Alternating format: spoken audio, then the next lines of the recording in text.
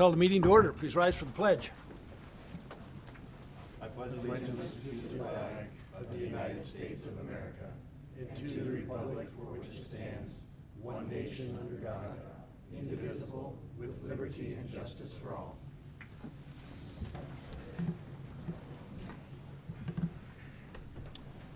Welcome to the October 18th, 2022 Post Falls City Council meeting. Clerk will notice that all councilors are present. I'm sorry, Rhiannon will notice, as our clerk is not here, that all council members are present with the exception of Mr. Borders, who is excused tonight. And I would like to remind everybody that we do have 3 public hearings tonight. And if you wish to testify on any of the public hearings, there's a form on the podium in the back. Please fill it out and turn it in to Rhiannon, and we'll give you an opportunity to speak. If you haven't been at a public hearing before, there is a timer up here, so please keep your eye on the timer. I'll let you finish your statement, but please don't go on too much past that. And I ask that everybody listen to everybody with proper respect, even if you disagree with them. And we don't have to agree, but I do want everybody to respect each other and offer that courtesy. So with that, we do have a couple of announcements. The residential fall cleanup will be Saturday, October 29th. Pickup will be one day citywide. Items must be placed at the street by 6 a.m. and must be bagged, bundled, or in the garbage tote. For more information, visit the city's website at postfalls.gov. And join us for a friendly trick-or-treating inside City Hall this Halloween, Monday, October 31st from 3 to 5 p.m. Departments will be decorated and handing out candy. Stop by for a safe and fun Halloween experience. The Government Finance Officers Association has named the City of Post Falls a 2020 Triple Crown winner.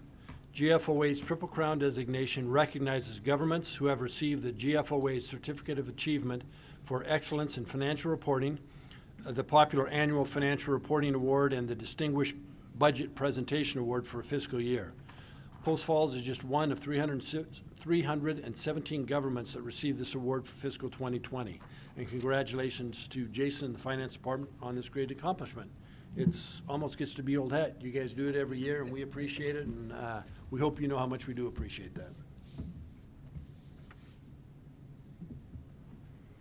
And we do have a presentation tonight on the I-90 corridor widening project.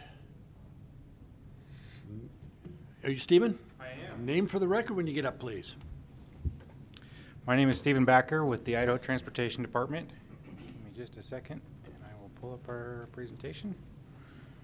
Thank you for having us out here tonight, too, by the way. I really appreciate giving us the chance to get the word out a little bit about what we're up to. So, alrighty, so just very quickly, this is just a little preview of what we're up to, looking at the I-90 corridor study. So, overall, the interstate basically between Washington state line over into Coeur d'Alene, we're looking at a study over there. The interstate was built back in the 60s, and so part of this is looking at how we can modernize it and make it work for our traffic needs today. So looking at growth, better visibility, some of the interesting interchanges that we have here, especially in Post Falls, just ways to improve the whole corridor. So. And here's just a little preview of it. So it's a pretty large study area, like I said, from the state line over into Coeur d'Alene. We've got it broken down into 4 different segments. So essentially Washington state line to Post Falls to Coeur d'Alene, and then there's a Coeur d'Alene West and a Coeur d'Alene East. And it's really hard to see. Not sure if you can see my pointer, but there is this little portion here in between Post Falls and Coeur d'Alene, which is in blue. Which is actually a portion of it that is in design right now. So we're looking at this area first because it has some of the highest traffic volumes in design. So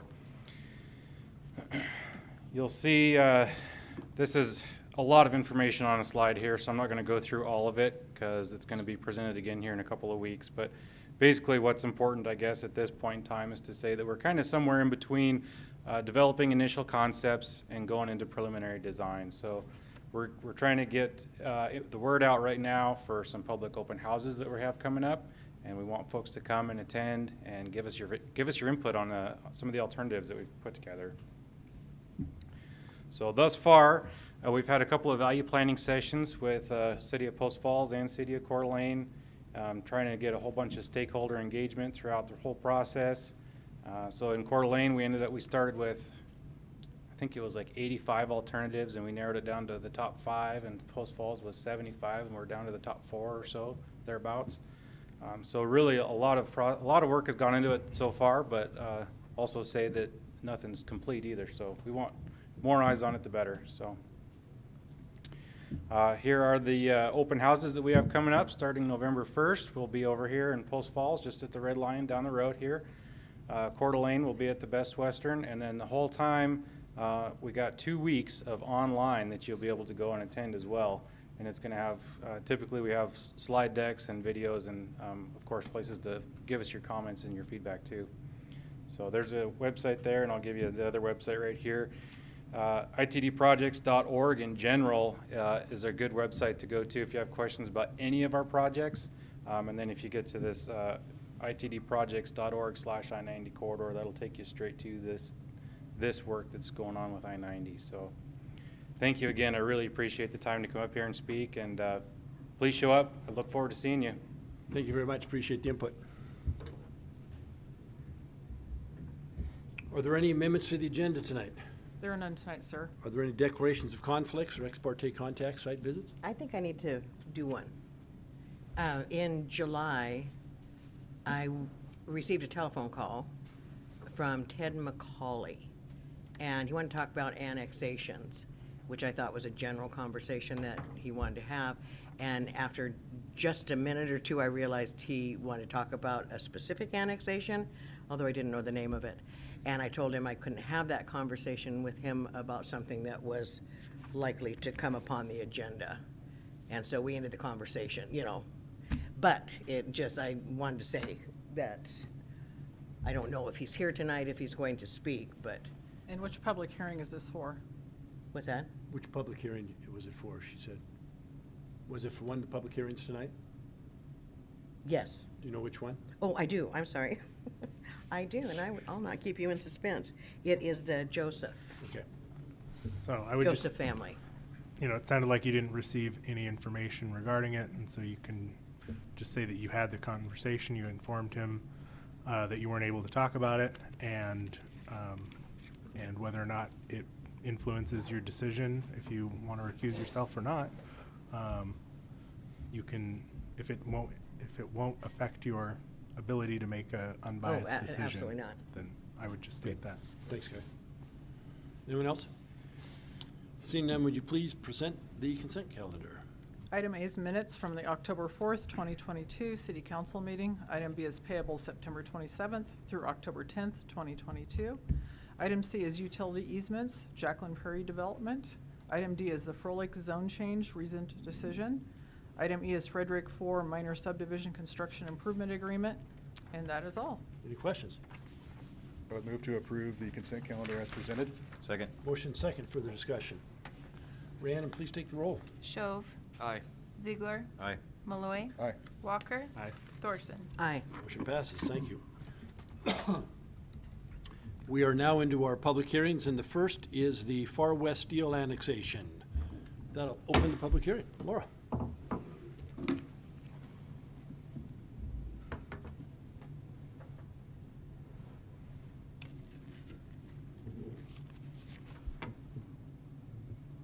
Good evening, Mayor Jacobson, City Council members. Laura Jones, Associate Planner with the City of Post Falls, introducing the Far West Steel Annexation, case file ANNX 2210. The owner is 4301 West Celtice Way LLC, and the applicant is Spec Development Incorporated. And tonight the requested action is approval to annex approximately 10 acres into the City of Post Falls with an industrial zoning designation.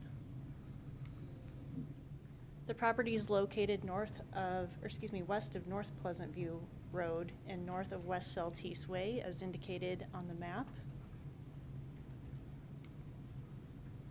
The site is currently developed with an industrial use and situated over the Rathdrum Prairie Aquifer. The City of Post Falls will provide water and wastewater services. Looking at the zoning and surrounding land uses, to the north and west is the adjacent railroad right-of-way and unincorporated industrial properties within Kootenai County's jurisdiction. To the east, there's an undeveloped commercial property within the city of Post Falls, just directly adjacent to Pleasant View Road there. And then to the south are developed and undeveloped industrial properties within the city limits.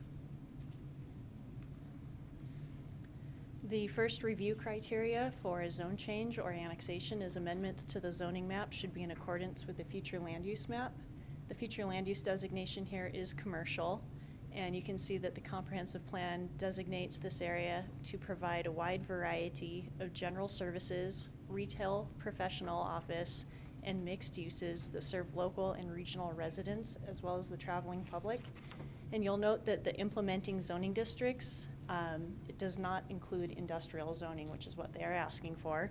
So for that, staff goes to the focus area for further guidance on development on this property. And the focus area is the West Prairie focus area, and the portion I have highlighted there, it states industrial and commercial uses are envisioned west of Pleasant View Road. So putting that in compliance with the proposed zoning and the comprehensive plan. The next review criteria is that amendments to the zoning map should be in accordance with the goals and policies found within the Post Falls Comprehensive Plan. Staff reviewed this and found goals 1, 7, and 14 to be relevant to this annexation. And those include growing and sustaining a balanced, resilient economy for Post Falls, providing community prosperity and fiscal health. Plan for and establish types and quantities of land uses in Post Falls, supporting community needs and the city's long-term sustainability. And involve the community of Post Falls in all local government planning and decision-making. Reviewing some of the policies, I'm going to go through some of the policies and touch on some of them, and future slides will bring up some of the other points. So the first policy is support land use patterns that maintain or enhance community levels of service and foster the long-term fiscal health of the community, maintain and enhance residential quality of life, and promote compatible, well-designed development while implementing the goals and policies of the comprehensive plan and related master plan or facility plans. Second is to apply or revise zoning designations with careful consideration of factors including the future land use map, which I've already reviewed, showing the commercial future land use designation, and compatibility with surrounding land uses that I've already reviewed with the industrial to the south and commercial to the east. Infrastructure and service plans I'll be going over next, and existing future and traffic patterns. So infrastructure and service, the city of Post Falls, as I mentioned earlier, is the water provider and wastewater provider, and the city has the willingness and capacity to serve the site for both of those services. Continuing on to policy 8 is to encourage compatible infill development and redevelopment of vacant and underutilized properties within the city limits. This property was currently developed with an industrial use. They've since demolished the buildings and started grading work. However, this would be considered an underutilized property, meeting policy 8 here. Looking at policy 24 is to plan for and protect transportation corridors from encroachment and preserve adequate rights-of-way for future corridors, including utility facilities. And with this annexation, upon development, they would be required to do frontage improvements. Policy 45 is to guide annexation decisions, guided by and considering master plans for water, sewer, transportation, parks, schools, and emergency services. The staff report is routed to all city departments and reviewed for all of those items and against all the master plans.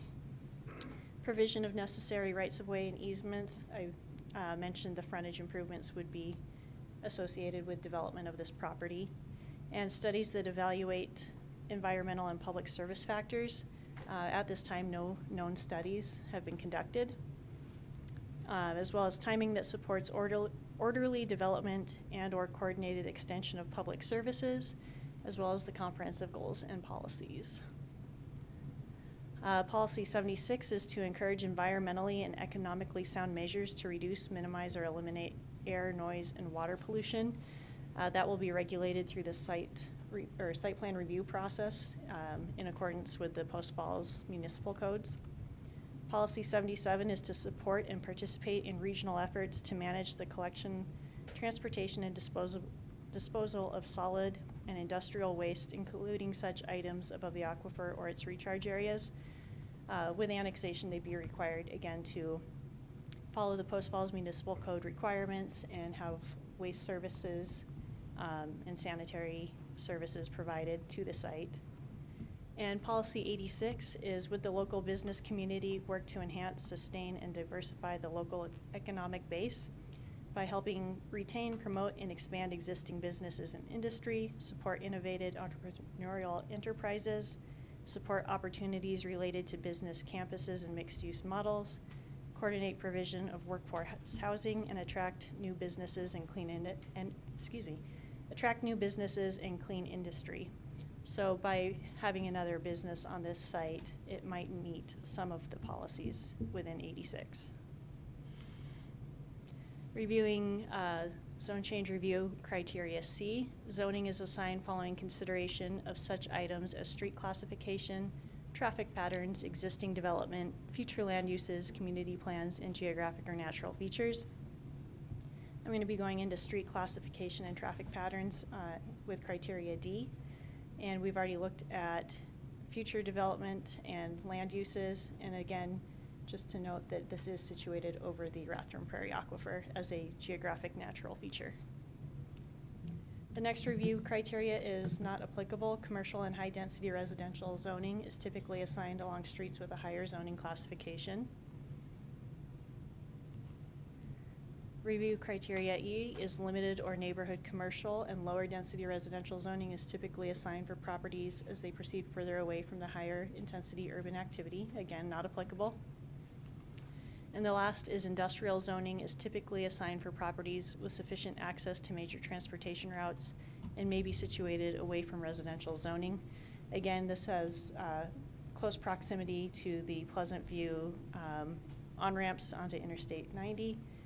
So it would fit with criteria F. This is a list of the agencies that were routed for review. We had 5 agencies that responded. Some of them have 2 numbers next to them. The first is their planning and zoning comment, and the second is their city council comment. They were duplicates, so Post Falls Police Department was neutral. Yellowstone Pipeline had no comments or concerns. Idaho Department of Environmental Quality just had general comments that will be applicable at the time of construction. Post Falls Highway District was in support of the annexation, and Kootenai Fire and Rescue reserves comments for the permitting process and site plan review process. I can stand for any questions. Any questions of Laura? See none. All right. Does the applicant wish to speak? I think Stephanie's going to zoom them in. Okay, real quick before we do that, Field, do you have the list of the criteria that we go through? Yeah. Could we get copies? So we have 3 annexations. Could we get copies of those so we can write notes? Sure.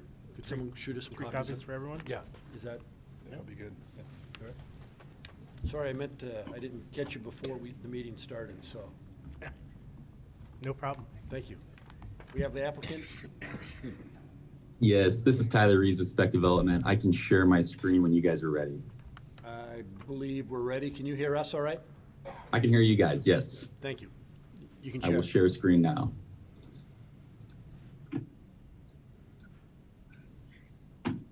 Okay, so you should be able to see a presentation at this point. I see it, yep. All right, sounds good. Well, first of all, thank you, Laura, and thank you to the mayor and city council for your time here this evening. We appreciate the opportunity to come and speak to you about this project a little further. So I will do a quick introduction and provide a little background and then turn it over to Michael Chen, our land use planner with McKenzie. My name is Tyler Reeves. I am with Spec Development in Portland, Oregon. And our role as part of this project is to operate as a third-party development consultant on behalf of Farwest Steel Corporation, who is the site owner and who will be the eventual tenant of the property. For some quick background on Farwest Steel, they are a steel processing and distribution company headquartered in Eugene, Oregon, who is currently seeking to expand operations into the northern Idaho market to help serve existing operations in Eastern Washington. Subsequent to identifying and purchasing the 10-acre site in Kootenai County, the Farwest team participated in a pre-application meeting with the city of Post Falls, where they learned that annexation would be the best path forward for development.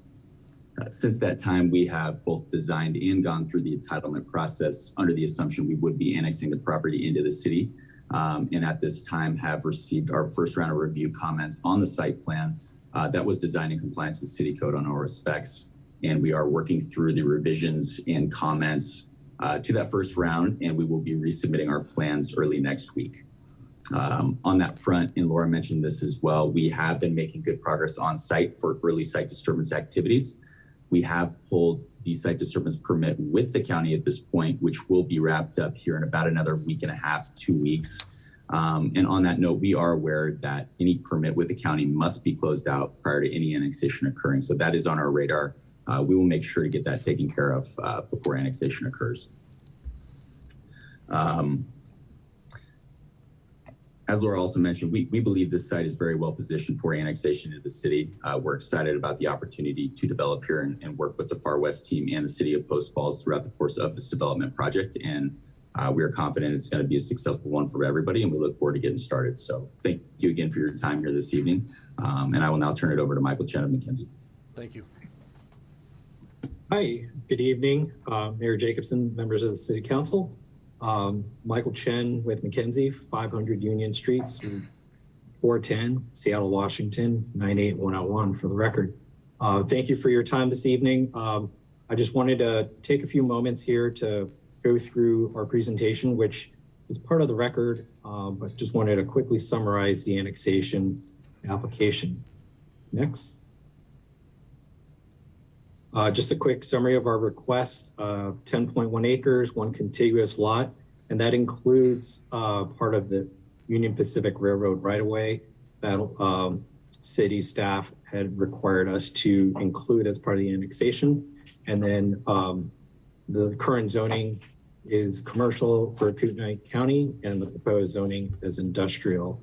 The uses, as Laura and city staff had presented, are consistent with land use table 1820-30, and the site has approximately just under 1,300 lineal feet of frontage along West Celtis Way.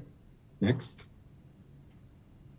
Here's a aerial vicinity map of the site. As Tyler had mentioned, the buildings have all been demolished, and preliminary grading has occurred there to kind of get the site up to its ultimate finished grades. Next. Here's an existing zoning map of the commercial that's in the county. As you can see, there's commercial to the east, but that city staff had considered that consistent with the frontage off Pleasant View, and we would be requesting the industrial zone. Next. And here's a copy of our site plan as it's been developed and submitted today. There's 2 buildings, 1 larger facility for Farwest on the east, and a smaller to be planned smaller building to the west. And then there's the Union Pacific Railway line to the north. I did want to clarify a statement that I made at the Planning and Zoning Commission hearing back on August 9th. I had stated that the site would not be used for rail access, but I'd like to correct that statement and state that it will in fact be utilized as part of the distribution of finished goods. With that, I'll turn the rest over to Tyler. Thank you. Yeah, thank you, Michael. And the last couple slides here this evening we'll be real brief on, but wanted to provide for your visual reference. This is a building we feel very good about the design on. We think it's going to be a very attractive facility for a long time to come in the city of Post Falls. This first slide here are the building elevations, and this, along with the next slide, represent the 90% CD set that we submitted for initial site plan review about 5 or 6 weeks ago. So this is where the first round of review comments came from. And this just gives you an idea of what the building's going to look like from four different directions. This will also be provided for your future reference as well. final slide here this evening. Again, this is what the perspective rendering looks like as part of our 90% CD set. It's going to be a very attractive facade. There's going to be plenty of light within the facility, and we think it's going to be a good place to work for a long time to come for employees around the city. And with that, this concludes our presentation for the evening, and we'd like to again thank you for your time and consideration in this matter, and respectfully request approval of the annexation for this project. We look forward to working with everybody, and thank you again. Thank you, Tyler. Michael, council, any questions at this point? Thank you. Rhiannon, is there anyone wishing to testify? Yes, we have one.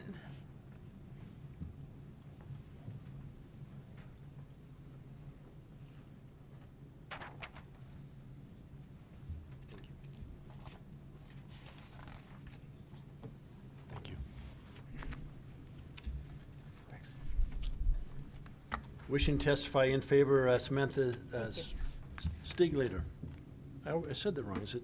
No, you got it. I just kind of scribbled it. I'm sorry. I was I trying was to going to write say, really it looked fast. like it was Staglater. I said, that's not it. No. Okay, just wanted to make sure. Samantha Stiglater. Yep. Thank you. Post Falls, Snob Creek, Post Falls. Anyway, I am in favor. I just had a quick question that popped into my head there right at the end after making an addendum to what they had said at the Post Falls Planning and Zoning. If they're accessing the railway from that point, I'm curious as to how it will affect the railway crossing right there at Pleasant View. Pleasant View and Saltese. The community that I live in is really close to a railroad crossing, and it kind of can create a lot of havoc when those trains start going really slow or stop, and you don't know how long you're going to be stuck there at that light, and you really can't get very far on the other side of Saltese, any part of that like western part of Post Falls, because that railroad just goes across all of the north and south roads. So I'm in favor of the annexation and them building. I think it's a really great idea, but I am curious about that. So We'll see in the rebuttal if they may have a Yeah, response for okay. you. Thank you. Or is that something our engineering department can comment on? Could, or- it could be, Rob or Bill, is there anything on that that you guys would wish to comment on, or should we ask the proponents? Yeah, I would go ahead and ask the proponent their intention of frequency, how they're going to access it, Okay. whether there would be a pull-off spur or not Okay. relative to that. So they haven't really presented anything to us Thank you.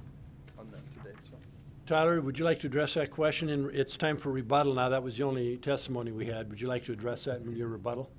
I would just quickly address that by saying some of the amount of trains and how they're going to be used in and out of the facility are still being analyzed at this point. We're happy to provide that information as we continue to work through that, but we do not have all the details ironed out on that front just yet. Thank you very much. And that Yeah, would thank you. that'd come back to staff for further discussion as we move forward. Yeah, I imagine it would be part of the site plan review process. Yeah, we're getting a lot of nods. So to come back. Okay? With that, I will close the public hearing. And we've got the new process. First of all, council, are you in favor of annexation of this property? Yes. yes. In theory? Yes. Always one. All right. So the next step is to go through and Warren will read these for us. You want to do that? You want me to do it? Yeah, that's fine. I've Have been at it. doing it, I feel like. Perfect. So the first approval criteria is consistency with the future land use map. So what designation does the future land use map give to the property, and what in the record determines if that standard has been met? Well, the focus area specifically calls out industrial to the west of Celtice, and this falls into that. Any other comments on that? Pretty straightforward. Yep. Number two? Consistent with the goals and policies as found in the comprehensive plan, which goals and policies do you believe are relevant to the proposal? You presented several. Anyone wish Yeah. care to, I didn't take notes, but does anyone care to specify on those? Off the top of my head, it's close to major transportation corridors, and so the goals and policies call for that as a requirement for industrial. It does contribute to the economic vitality of Post Falls by providing jobs and a new business there. Anybody else? All right. Zoning is assigned following consideration of such items such as street classification, traffic patterns, existing development, future land use, community plans, and geographic or natural features. Celtics Way is about as big an industrial corridor as we can have here in town, so I think it meets that, plus some. Well, and it serviced the business that was there. And I think, we just replaced one with another. And a big thing that's important to me is we went from an industrial spot in the county, not on sewer, to an industrial use on sewer, which will protect the aquifers. I think that's a really important improvement. Number 4 was NA, correct? It's up to you. Well, Or that's what up to the council. staff report said it was not applicable. I agree, it's not applicable. Number 5 was not applicable, limited or neighborhood commercial. And then number 6 was the industrial zoning's typically assigned. I stole your thunder, Field. Sorry about that. Comments on that one? Well, there's some residential near it, however, it's surrounded on all 3 sides by either industrial or commercial and CLT, so I think the location is appropriate. It's not near enough to residential, I don't think, to bother Yeah, anybody. there's a whole lot of residential. The Woodbridge is a bit to the west, Yeah. but it's Quite still a ways off. Yeah. Well, was a fertilizer plant before? Yep. Yep. It seemed to me this might be a little bit cleaner. and- Good point. Cleaner industry. Yeah, I agree with the concern about the train traffic, and that needs to be addressed in the planning stage. And again, in looking out at all of our staff out here, the heads were nodding, so I'm sure that will be taken care of, and when the proponent said that they will present that as they move forward as well, so that'll be addressed. Any other comments? So then I guess we would need a motion. I would move to approve the Farwest Steel annexation file number ANNX-22-10, and then it be assigned the industrial zone. Second. Motion second by Josh. Further discussion? Roll call, please. Thorson, Aye. Shove, Aye. Ziegler, Aye. Malloy, Aye. Walker. Aye. Motion passed, thank you. Tyler, Michael, thank you for zooming in and sharing your information. Thank you guys again. Yep, thank you. Have a good night. Next item up, Gabourie annexation. With that, I will open the public hearing. You've got a few minutes. Good evening, Mayor Jacobson, Council President Thorson, and council members. Ethan Porter, one of the associate planners here with the city, to present the Gabourie annexation. The owner is Fred Gabourie, and he is also the applicant in this situation. He is requesting to be approved to annex into the city and to get the zoning designation of R1 single family on his 0.3 acres. Here's the project location. It is west of Greens Ferry Road, just towards the south and north of the Spokane River, and then it's along Rod Key Drive.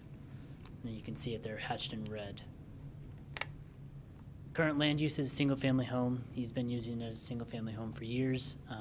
And then the physical characteristics, natural features on this one is he is at close proximity to the Spokane River as well as over the aquifer. The water and wastewater purveyors in this area is the city of Post Falls. And then I believe you have it in your packet, but the consent to annex, he did sign that and it is in there, so that was for your review. The zoning, he is surrounded by R1 single-family zoning already. There's 2 other properties along Rod Key Drive that aren't annexed in. He was just one of the last 3 there that were remaining, and so he's coming forward. And I think you saw, due to the sewer issues and the septic, that he would be requesting to annex in due to that issue in the failed septic system. The future land use designation shows it says transitional. You can see there in the blue. Low density residential is the yellow there that you see, so most of them surrounding, other than the other 2 properties that are also in the county currently, are transitional, but everything else is low density residential. Looking at this focus area, it's the Milltown South focus area, but he's kind of already established as a single family home, so we just wanted to provide this to let you know that this was in that focus area, and that there's probably not much redevelopment that's probably going to happen unless it's a tenant improvement on his house or something. So looking at the review criteria B, we look at amendments to the zoning map being in accordance with the goals and policy of the comprehensive plan. We have goal 5 stated here that staff has looked at, that bit underneath just discusses the reasoning or more discussion on Goal 5 for that within the comprehensive plan. As we label these goals and policies, there are little descriptors underneath them within the comprehensive plan that kind of goes in a little more detail. So this goal looks at keeping Post Falls neighborhood safe, vital, and attractive. He's a single-family home, wants to remain as a single-family home.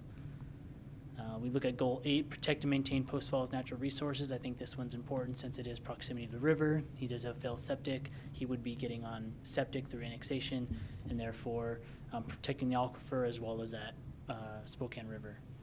And then Goal 14 is involving the community of Post Falls and all local government planning and decision making through that process. Looking at some of the policies, we look at the future land use mapping, compatibility with surrounding land uses, infrastructure and service plans, and the existing and future traffic patterns, goals and policies of the comprehensive plan. And then policy 9 encourages the annexation of county islands. As I mentioned, this is one of 3 along Rodkey Drive, so there would be an infill for this county island being incorporated into the city. And so not having those outlying county properties that kind of cause headaches here and there for certain land use actions. But this one is surrounded by incorporated areas, and it does have the readily available service infrastructure and capacity, and it is further away from the urban core for low-density residential. Looking at review criteria C, we look at considerations for zoning, such as street classifications, traffic patterns, existing development, future land uses, and community plans and geographical natural features. Some which I've already spoken on. Again, the river is probably the biggest one with this annexation proposal, so I'm just going to highlight that one. Review criteria D is not applicable as this isn't a commercial or high-density residential zoning request that they're asking for. It is limited, or it is, excuse me, lower density residential, so review criteria E would apply. As you can see the map there, we look at the higher intensity urban areas along Celtice, Mullen, Highway 41, parts of Spokane. So this is well south near the river outside of those areas.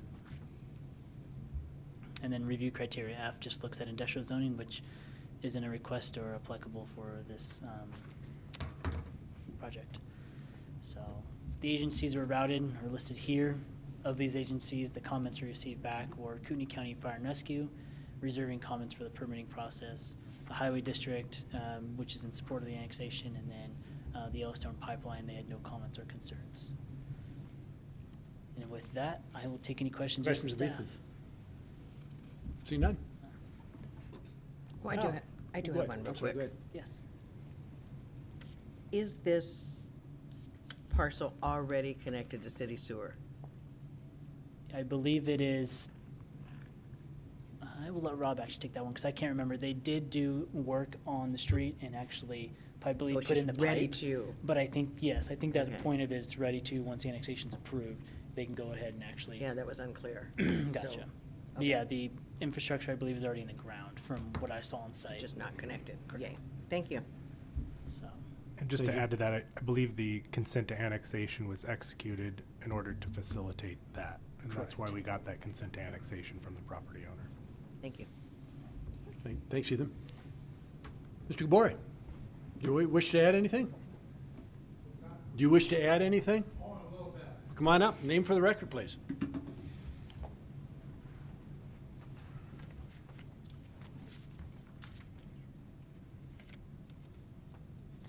Good evening, Fred Gabourie, 1904 Rodkey Drive, Post Falls.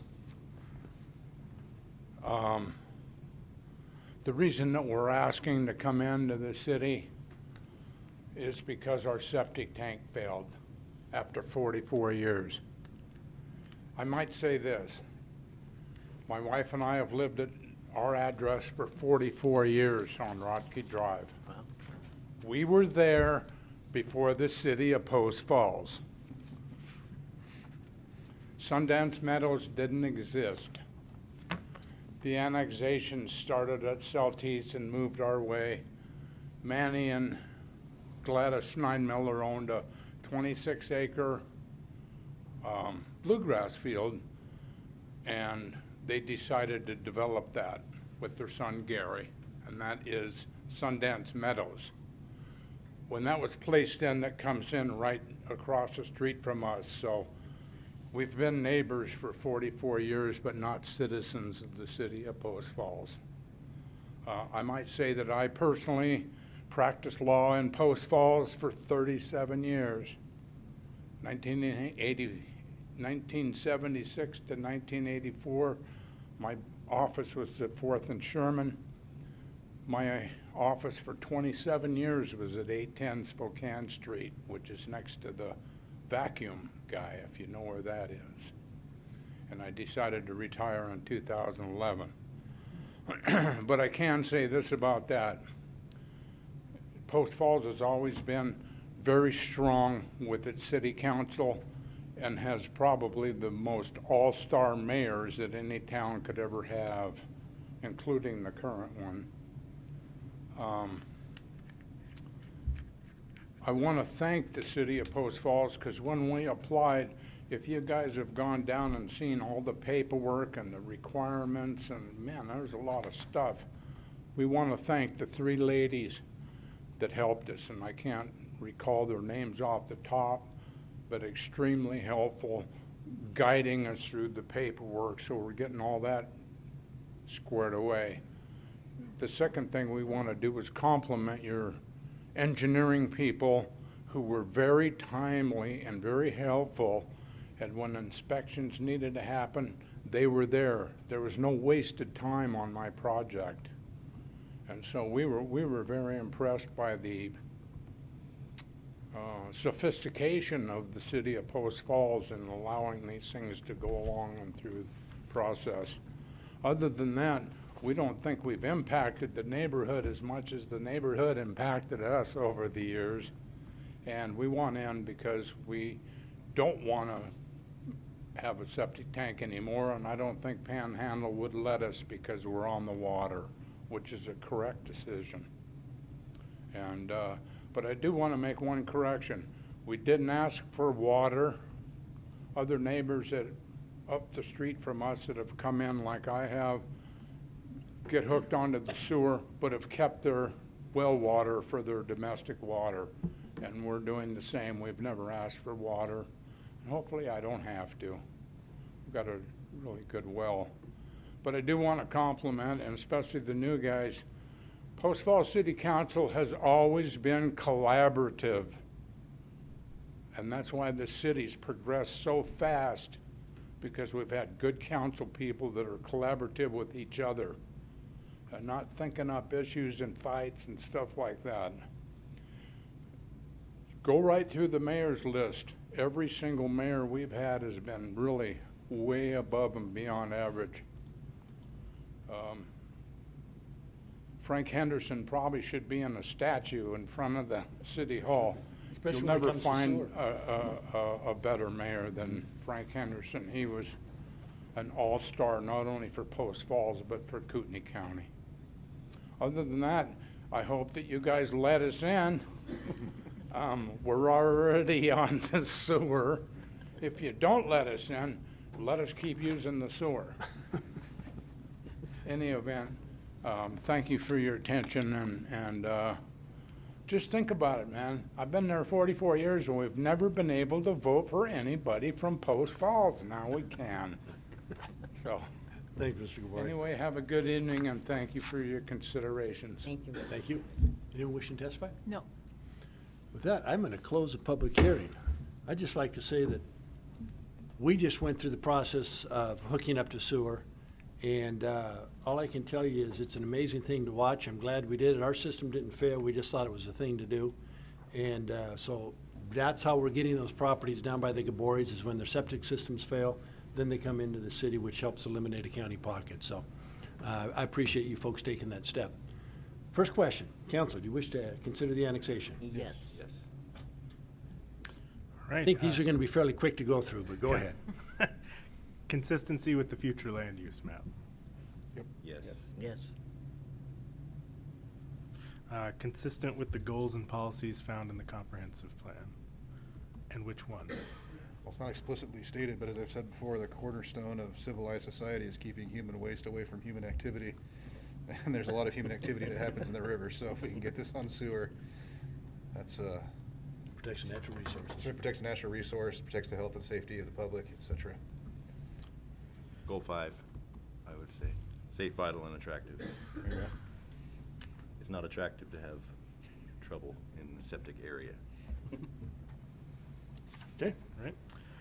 Zoning is assigned following consideration of such items such as street classification, traffic patterns, existing development, future land uses, community plans, and geographic or natural features. The existing development is all R1 right now. Right. As is this, right? I mean, it's single family, it's not changing, so. Not changing. Infrastructure's already there. Okay. Commercial and high-density residential is typically assigned along streets with higher road classification. Not applicable. Limited or neighborhood commercial is, and lower-density residential is typically assigned from properties as they proceed farther away from higher intense urban activity. That's as far south as you can get from the higher intensity activity and still be in the city, so. All right, and industrial zoning is typically assigned for properties with sufficient access to major transportation routes and situated away from residential zoning. Not applicable. Not applicable. Agreed. Entertain a motion. I would be honored to make a motion for the Gabourie, to approve the Gabourie annexation file number ANN X-22-9 with the R1 zoning. Second. Motion second. Further discussion. Rhiannon, please take the roll. Ziegler, Aye. Malloy, Aye. Walker, Aye. Thorson, Aye. Shove. Aye. Thank you. Thank you very much. Thanks to the Welcome. Gabouries as well. Next item up is the Joseph Family Trust annexation. And with that, I will open the public hearing. Good evening, Mayor Jacobson, Council President Thorson, and members of City Council. Presenting the Joseph Family Trust annexation, file number ANNX 227. The applicant is Jeremy Truzilli of Olson Engineering, representing the owners Philip and Jane Joseph and Donald and Charlotte Aschenbrenner. I believe there's one current owner now, but when this application started, there were 2 parties involved. The applicant can clarify that. They're asking for annexation approval of 20 acres of CCS, the Community Commercial Mixed, Community Commercial Services, and 20 acres of Community Commercial Mixed, the CCM. There's also a development agreement you may have seen in the staff report. The Planning and Zoning Commission did forward a recommendation of those 2 zoning districts as part of the request. There is a restriction currently in the current draft of multifamily of about 16.6% of the gross land. That was Exhibit C in their report. They also forwarded a max height for CCS to be at 35 feet, which is about 10 feet lower than a typical CCS. And then they also did a max height of 55 feet for the CCM, which is permitted to be slightly over 100 feet straight out of the CCM, I believe. But this gives a cap of 55 for that. Those are conditions of the current development agreement. As City Council, you guys can entertain other restrictions if you want and impose on that and potentially discuss that with the applicant. So the location of the proposal is as you see here. It's at the northeast corner of Greens Ferry Road and Prairie, just a bit west of Highway 41.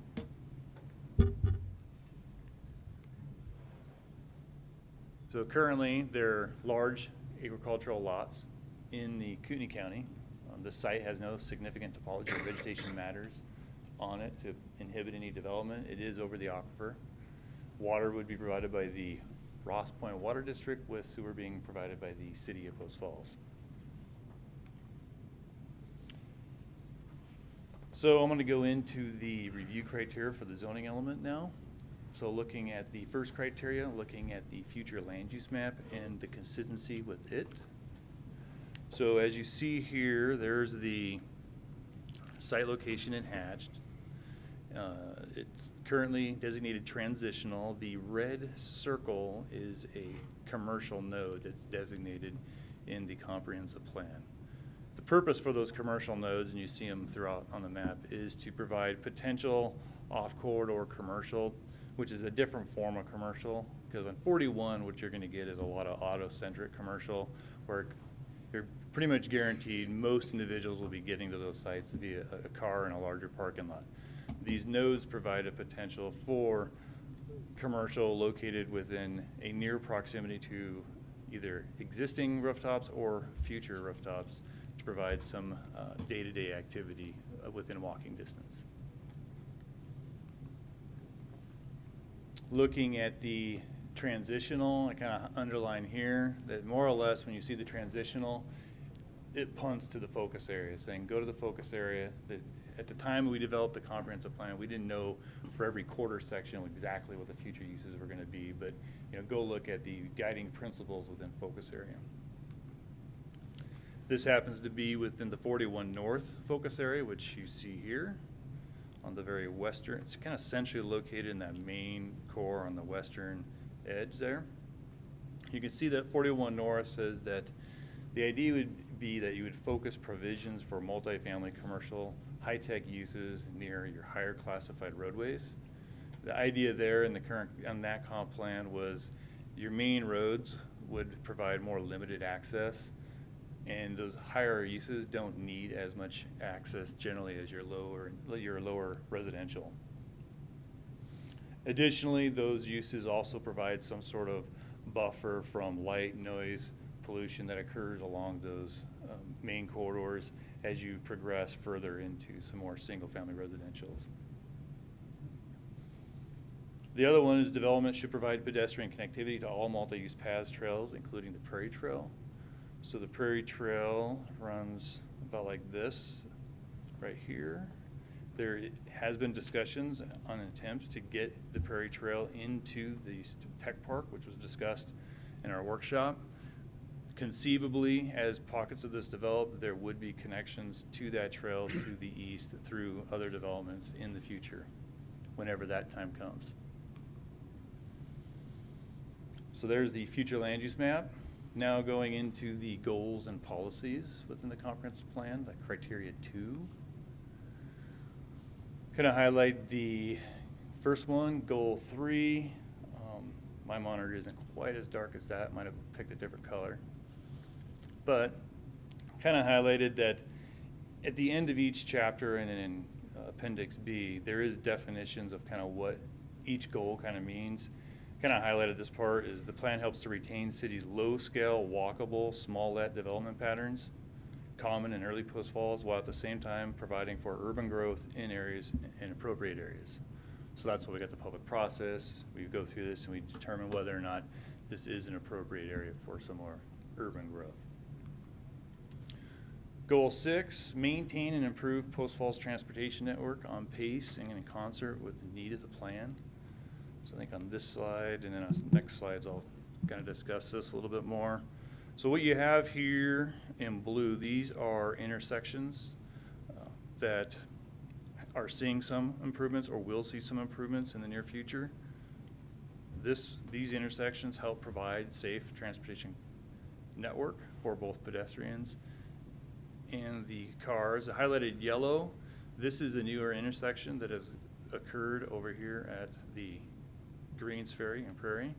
You can see that on all 4 corners they have put in the appropriate pedestrian facilities and the lights to allow both, like I said, the cars and the pedestrians safe travel. Moving on to goal 7, look for different types of land uses to keep the economic base for Post Falls, have some long-term sustainability. Goal 8, protect and maintain natural resources, including clean air, soils, river, and the aquifer. Goal 12, once again, a fiscal health goal. Moving on to some of the policies. In the staff report, I go into a lot more detail on all the goals and more policies. I kind of just go through kind of versions. So the first policy, support land use patterns that maintain and enhance community level service. There's that fiscal health again. Maintain and enhance City of Post Falls residents' quality of life. Promote compatibility and well-designed development and implement goals and policies of the comprehensive plan. Looking on to policy 2, you would consider the future land use mapping, compatibility with the surrounding land uses, infrastructure and service plans, existing and future traffic patterns, which in the staff report goes into the detail of those aspects. Encourage development patterns that provide suitably scaled daily need services within walking distance.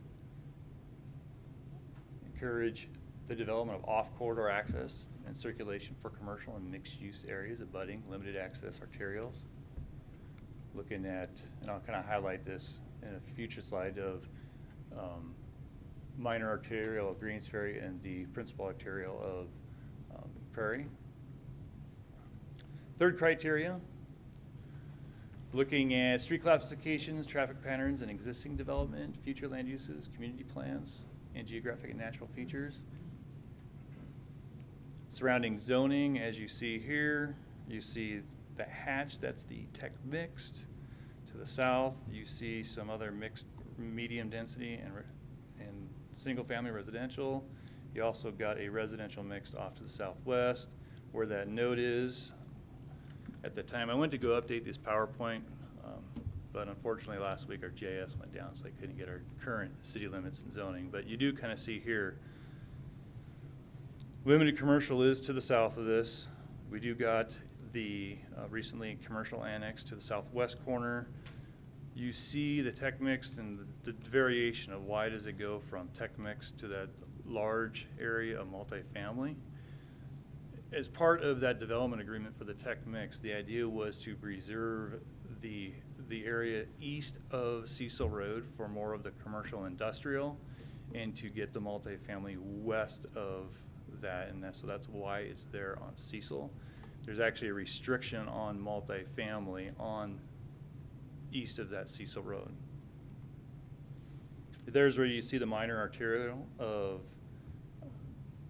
Greens Ferry, and then the principal arterial denotation for Prairie. I highlight in gray here, this gray line, that Cecil Road, that project is currently in the city of Post Falls as a project to improve up to that point. And kind of the reason why I kind of bring up this whole slide is a lot going on here, or there's not a lot going on. So, is what we've approved communicates there could be a lot going on, but if you look at the existing development, not much is going on currently north of Prairie Avenue. But you do have, inevitably, this corridor between Greens Ferry and Highway 41 that will see increasing traffic with or without development on these sites. So this is how we see it today. You see the Prairie Avenue. You don't see a lot of pedestrian corridors along the north side of Prairie, and you see it developing along the south side. With development of the parks and with some of these sites, you're going to start seeing it along Prairie, and with them supposing it won't take long for the southwest corner of Highway 41 to get its pedestrian connections. So painting a picture of how this proposal kind of works in with the other development, you can kind of see there's the intersections. The blue line that I've put on here isn't exact, but conceivably there's going to be, at some point in time, whenever this develops, there's going to be a connection off of the east side of Greens Ferry Road. And then that connection will traverse to the east, of which point there will be connecting points to Lynn Street and Cecil Road, providing the connection to those corridors. Ideally, you would think that for that to be a safe corridor for all users, you would want to have those traffic signals, the pedestrian paths in place to separate the vehicles from the pedestrians.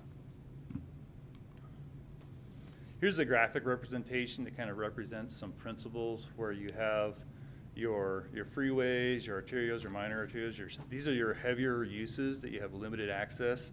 So that's where, generally speaking, your commercial, your higher densities are located. And then as you get to more walkable, smaller block neighborhoods in your single family, you end up with more connection points. And then your road classifications decrease.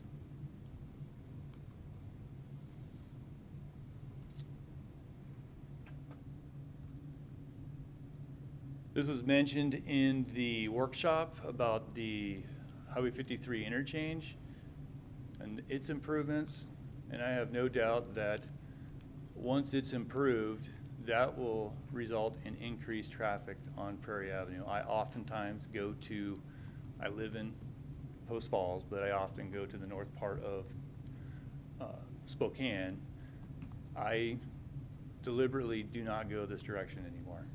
And I know that as soon as that interchange gets in, I will change my course and start going that direction again. And I don't think I'm the only resident that'll do that.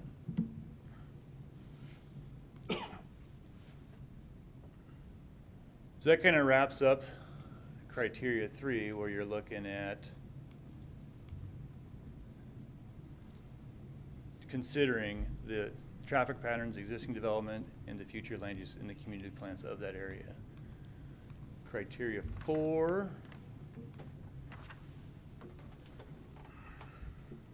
commercial and high density zoning is typically assigned along streets with higher road classifications. I've kind of already mentioned the arterial nature of both Prairie and Greens Ferry.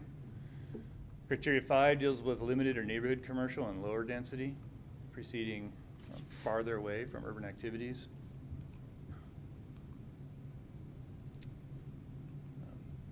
I think looking at that site, you would probably could deduce that there we do have a kind of developing commercial along Prairie, and as you see development, you probably would see continued requests of some more of your higher densities, and then as you get further away to the north, your lesser intense asks.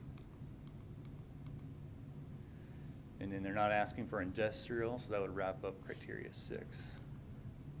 Here's the agencies that were routed. Post Falls Police, they remain neutral. Kootenai County Fire, they basically would work through with the city, any sort of permitting process. DEQ commented, they had no environmental concerns or comments. School District, they remain neutral. Highway District, they support the annexation. And Phillips 66, Union Pacific, or Yellowstone Pipeline, sorry. They said that there's no impact on their pipeline. Questions for John? I have a question. Go ahead. Could you very easily go back to what the Planning and Zoning Commission recommended?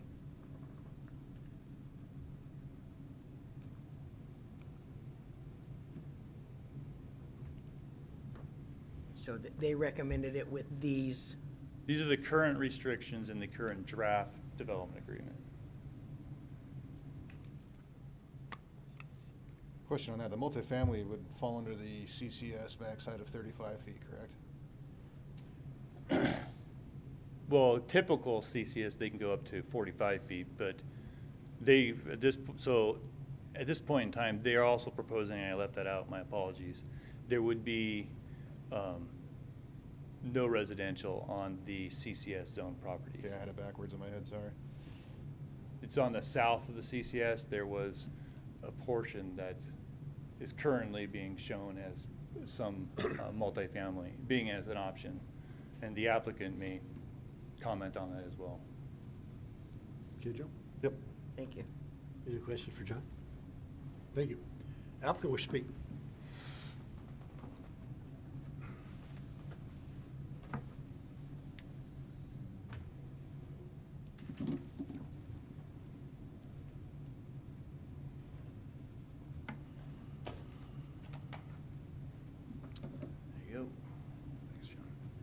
Before I jump into the presentation, and hopefully before my timer starts, Jeremy Terzulli, I'm a project manager with Olson Engineering. I'd like to offer a point of clarification and maybe something that might aid in tonight's discussion, if that would be allowed. Something that John was referencing. That's fine. It's up to the mayor. Okay, so I just want to clarify and point out that we've never, ever on this site proposed multifamily. It was something that we worked through with staff as CCS versus CCM. Multifamily was never part of our discussion. It was brought out that CCS becomes sort of a hot button issue with people because you can sort of backdoor multifamily in the CCS. So if CCM was a more appropriate designation, you could sort of identify what and we've always called it a residential component. On a site this big, maybe there's a residential component. We've backed off of all of it completely. After public comment, after planning and zoning, we would like to offer up, if council deems it necessary, to amend the zoning development agreement to say that any residential component whatsoever on this site will require an amendment to that development agreement, that we would be okay with that. We would really like this project to just be analyzed on its merit, which is to put a commercial node where a commercial node is designated. So just, that might help with the public comment period and maybe make this conversation a little less divisive. Thank you. So just offering that up right now. Okay. Thank you. Thank you, everyone. I note with it, any changes to the development agreement, we'd make changes and bring that back for. So it has to come back before this group? Yes. Thank you. I'm assuming like as a memo or something that, hey, this is everything that we talked about and not a second hearing. Yeah, it wouldn't be a correct? second public hearing. It would just be whatever you guys want us to bring back as far as changes to that development Okay. agreement, it would come back. We wouldn't have to read it. Thank you. All right. Thank you for that. Okay, again, Jeremy Terzulia. I am a project coordinator with Olson Engineering, Post Falls-based engineering firm, here to talk about the Joseph Family Trust and their request for annexation into the city of Post Falls. I'm going to go through the first part of my presentation pretty quickly because it sort of is redundant to what John has already brought up. These are the criteria that we use when we're analyzing this property and when we bring it forth for an annexation request. It's the same as what John had pointed out and the same criteria that the council will use to see if we've met it.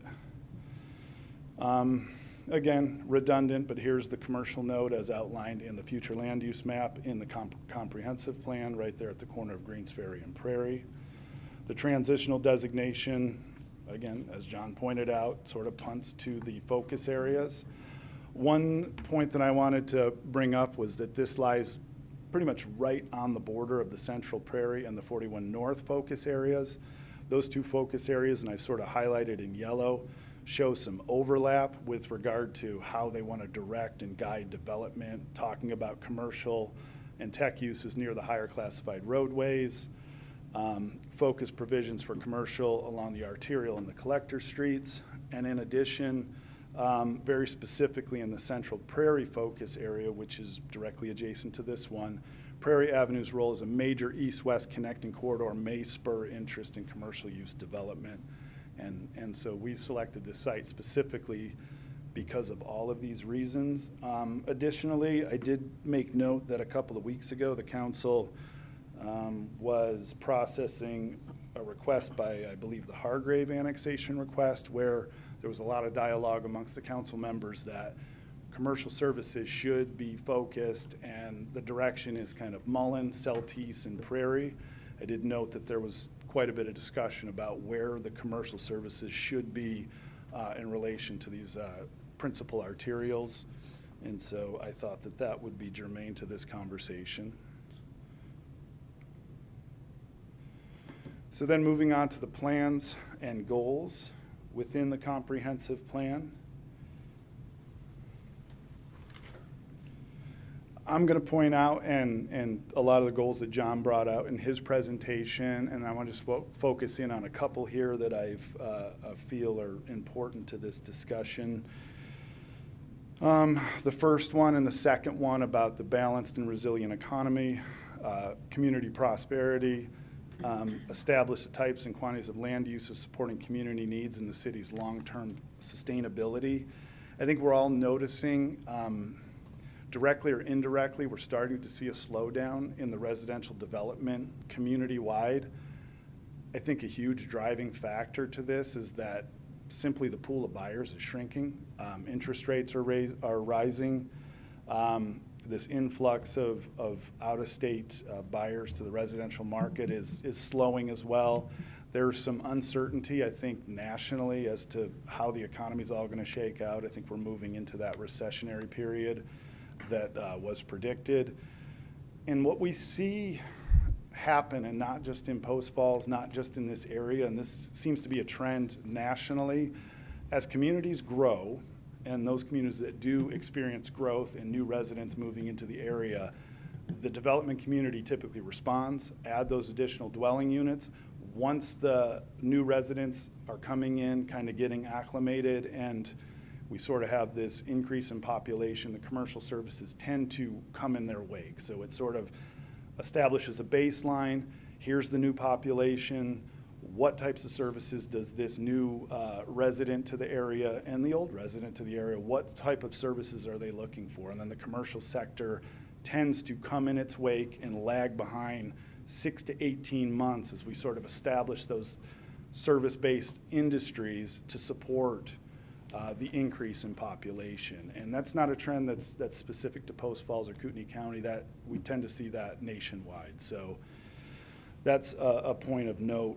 With regard to keeping neighborhoods safe, vital, and attractive, you may note, and John's staff report was far more clear about this, we are proposing boat and RV and general self-storage on the northern portion of this site. Many of the communities that are built and developed to the south of this one, those communities are on pretty small lots, you know, the 1/4 acre, the 2/10 of an acre type lots. And those developers implement pretty restrictive covenants and restrictions there, which don't allow for things like RVs and boats to be parked next to garages or on the streets. We feel that the self-storage, the boat and RV storage is an excellent complementary use to those types of neighborhoods to help keep them safe, vital, and attractive. And John pointed out, and I'll bring it up again, that the small town scale, these neighborhood nodes, as the people that drafted the comprehensive plan, they point those out specifically to keep these sort of day-to-day neighborhood commercial services readily available to the neighborhoods. They're strategically placed. There's nothing haphazard about it. They put them there strategically. It allows the motor type uses to be isolated to Celtice and 41. It allows the downtown corridor to develop out and be more of that boutique type commercial service, sort of like we see with the Sawmill Grill and Republic and some of these smaller shops in the downtown area, and allowing some of these day-to-day services to be in these neighborhoods. It does a lot with regard to the clean air, the soils, the rivers, the aquifer. We hope, and I think the people that drafted the comprehensive plan and that was ultimately adopted, is to keep vehicular traffic whenever possible off the roads. If people can walk over to get a gallon of milk, if they can walk over to meet somebody for a cup of coffee, or do less traveling in their car, that's what I think that the framers of this had in mind. So things that within the goals that I think are noteworthy. The policies sort of give us some direction on how to meet those goals.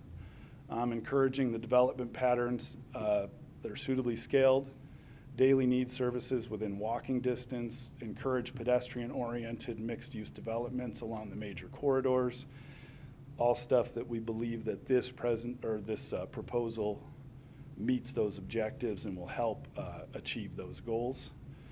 The commercial shopping centers along the arterial intersections and high traffic areas, and encouraging infill development and redevelopment of vacant and underutilized property. This is something that I wanted to point out because on this intersection, we know that the Wellspring Church Southeast, they've come in commercial zoning designation, and they've sort of indicated what their plan is to build out that church, the accessory to the church, some additional residential. We have the Gondo property to the southwest, I believe. They are now in the city with the commercial zoning designation. She and her husband have sort of indicated what it is that they want to do, which is sort of an extension of their Barn 31, which currently leases space down on Celtice. We have within the county, Lee O'Neill Paving, a special use permit within the county to run his paving company. So this is sort of the last chance at this intersection to implement this commercial node, the way we see it. So if this property were to redevelop outside of city limits, I think one could make the argument that this entire intersection becomes that underutilized commercial node that the comprehensive plan identifies. And so that's why I wanted to point that out. And then with regard to sustaining, enhancing the city's fiscal stability through good capital planning and a wide array of tools to fund infrastructure, the greatest tool the city has at their disposal is to have the developer do it. And through these agreements, the developer will widen the road if necessary, which I think we believe it will be necessary, to meet the transportation plan, improve the intersection if need be, create storm swales adjacent to the roadway, pedestrian connectivity, sewer pipe, water lines, all that infrastructure can be paid for by the developer if this is approved. With regard to community input, that's why we're here. That's why we have the public hearing, so that people can offer their input. I tried to take it one step further. Our project proposal is the arrow on the screen, and if you look at the ovular regions that I highlighted in blue, I personally went door to door to all of these residents. I knocked on their door. I outlined the proposal that we're trying to get approved here at council tonight, and I took a poll, a simple poll. I spent 10 to 15 minutes with each person as they asked questions and tried to work through it. I knocked on about 60 or 70 doors. Those were the number of people that answered. When I was able to convince them that I wasn't selling anything or asking them to join my religion, they were actually quite open. I had 16 individuals claim that they were in favor of this proposal. I had 12 that claimed neutral, wanted to learn more about it, wanted to make sure that this wasn't a bait and switch or hide the ball type of situation. I had one person in opposition of all those doors that I knocked on. The biggest driver and the biggest conversation point was we're severely starved for day-to-day type commercial needs up here in this neighborhood. We've got to jump on Greens Ferry and head all the way into town. We've got to go over to 41 and head into town.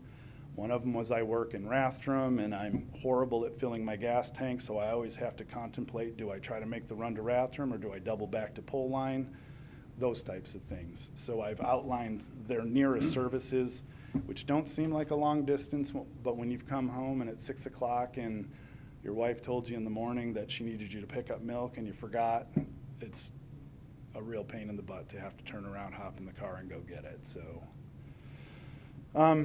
this one is sort of ties together the last review criteria. Is commercial going where commercial belongs? Is residential where residential belongs? So I sort of tied them all together.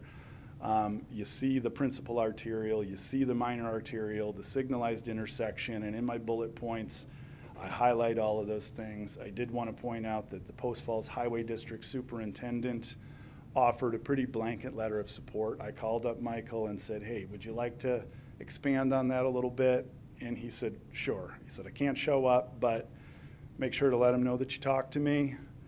These are, this is a benefit to the entire transportation network. If I can get direct access eliminated from Prairie as it evolves into the arterial that it's becoming, if I can get commercial services in strategic locations throughout the city, it's going to have an improvement on the entire transportation network throughout the entire community. This is a good thing. This is a good location for this. He said this should be a slam dunk. Those were his words. This is sort of the original exhibit that we added into the zoning development agreement. We'd like to make sure that you know that we're willing to amend this. Our main objective is to put together a neighborhood commercial center that can help local businesses thrive and offer services to the people in this area of town now and as these rooftops continue to get built out here. Here's a prettier picture of it. We hired a local architect to help us with just some preliminary renderings. Understand it looks very blocky, and there will be some artistic and architectural flair as we move through the process.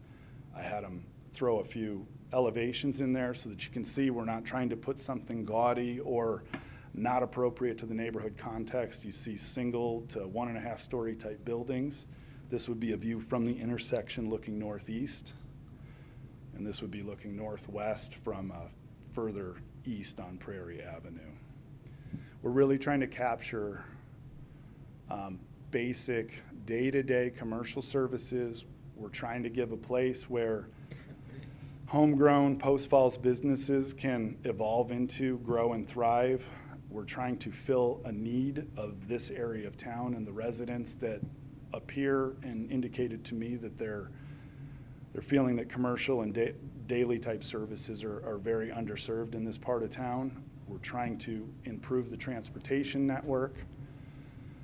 And in summary, we believe this proposal is consistent with the comprehensive plan and the future land use map. We believe it does hit a bunch of the goals and policies in the comprehensive plan. The Highway District Superintendent was all for this project. He lends his support. I reached out to members of NIBCA, past presidents and current members. They wanted to offer their support. They did send some letters directly to me. Unfortunately, they missed the cutoff. They did not realize that letters of support needed to be put in a week ahead of time, but made sure to let me know that they support this. We did have preliminary conversations with the Panhandle Affordable Housing Alliance. They hope there is a residential component here and that they can further the discussion with the applicant. We believe it serves existing community needs right now.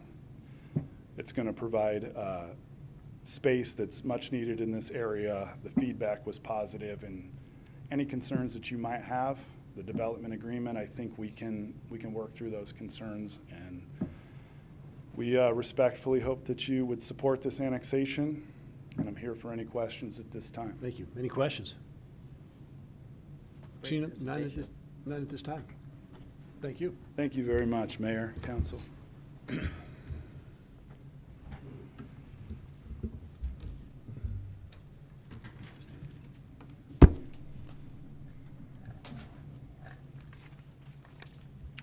In favor, not wishing to speak, Craig Hunter. With the rapid growth of Post Falls and the number of rooftops, the town is underserved with quality commercial development. This mix of retail and flex space is needed and in demand. There's about 2% vacancy of flex space in Kootenai County. I am in favor of the development. Wishing to speak, in favor, Samantha Stigleader.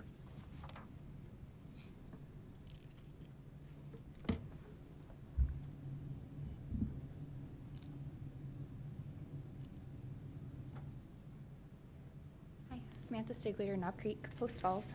So I am in favor of this annexation with the development agreement for no residential. I think for the whole 40 acres, and so that was a point of clarification question that I had, if the residential agreement was only for the CCM portion, or if it was also going to be applied to the CCS portion. So I think that's mostly what I am in favor of. I guess I would not be in favor of it if it was to not like the residential portion was to not be put in the development agreement. And the reasons would just be mostly that road isn't built out. I don't think Saltese or Prairie is 4 lanes at that point. I think it's still only 2. What else did I write here? When that got thrown in there that the agreement could be changed, then I was like, oh, well, that seems like a good idea. Yeah. I just don't think that we're ready for another 40 acres of annexation and development with all the other stuff that hasn't been developed if the agreement doesn't get changed. But if the agreement does get changed, I think it's a great opportunity for the city of Post Falls to bring that land in with that development agreement that says none of that high density or medium density residential. And then I did have a small concern about the 55-foot height.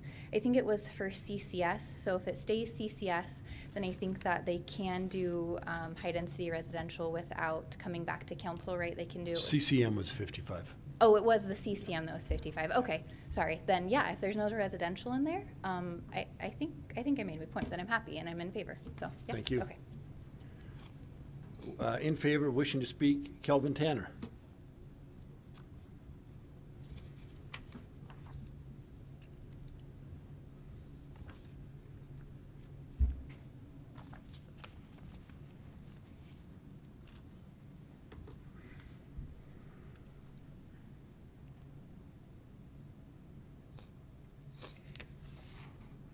They're Kelvin Tanner, 1420 Caboose Court, Post Falls. Mayor Jacobson, council members. First of all, so I live off of over there by Pleasant View, and the first thing that came to mind when I was listening to Jeremy talk about this is the drive. You know, like when we work in Hayden or somewhere like that, I always take Prairie across, and it's a long haul, basically for my morning coffee or whatever. It's I either got to make it at home or make the travel all the way across to basically like 95 in Coeur d'Alene. There's really nothing in between, so I think it makes sense in that way. And fuel is the same way. If I don't get fuel the night before, I've either got to go kind of the wrong direction into Post Falls, get fuel, or go all the way across. So anyways, that makes a lot of sense to me. But the actual reason that I wanted to get up here was I think that we get a lot of pushback on development around here in Kootenai County, and I'm actually a fourth generation Kootenai County resident. My great-grandfather homesteaded in Kootenai County, and my family has lived and worked here for over 100 years. And I think a lot of the pushback that we get doesn't really account for, the local folks that are living and working in the community and the jobs that it provides for us. And, about 5 years ago, my family, I have two brothers, and both my brothers, myself, and my father, we all worked in different states. And so, seeing some controlled, well thought out development makes a big difference in our world. We've finally been able to, all my family works in town now, and we all make, a good livable wage, which is like the first time, like I said, in many years. So I think, the perspective that we don't see all the time is kind of how that trickles down and makes a big impact on those of us that have been here a long time. I know that some people stand in opposition of the growth, but there's a good portion of us that really care about, seeing the community grow the way that it needs to and reaping the benefits from that as it happens for our families, for our kids. I have two young boys, and they have the opportunity to grow up and have a job in the community where they're raised and do well here. So anyways, that was the perspective that I wanted to offer for what it's worth, and thank you for your time. Thank you. Thank you. Wishing to speak in favor, Tony Vallely.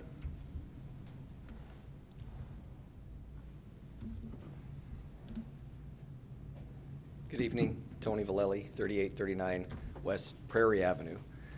I'm here speaking in favor of this project as a Prairie Avenue property owner and a 26-year resident of Kootenai County. I fully believe that this is a great opportunity for this area to have some growth, some well-needed growth. I was first introduced to Prairie Avenue a long time ago. Actually, I lived here 26 years, but I grew up in Bonners Ferry, and proud Bonners Ferry Badger, class of 90, varsity football player, and played against Post Falls our senior year here at the old football field. And my introduction to Prairie Avenue was the bus ride over. One of our cheerleaders had consumed a little bit too much liquid on the drive down from Bonners and was just not going to make it to the football field. So we had to pull over somewhere between 95 and Spokane Street so that she could relieve herself. Hard to believe that Prairie Avenue was ever that, but it was a very narrow little two-lane farm road with hardly any shoulder for any of you that are old enough and been here long enough to remember that. It's kind of fun to look back and reminisce about those times, but Prairie Avenue is no longer that, and it will never be that again. I think this here is a great opportunity to advance forward. As I advance forward, I have 3 teenagers now who I look forward to, kind of like Calvin was saying, have jobs and places for them to live. And I think, projects, exceptional projects that big and small, are what we need to provide those opportunities for all of our community, not just this property owner or not just opposed by the neighboring property owner, but I think big picture here is an opportunity for the community at large to look at this and go, yeah, this is a great opportunity to grow in a responsible manner. So that's all I wanted to say was I appreciate everybody looking forward and not looking back too much, reminiscing about the old times. Thank you. Thank you.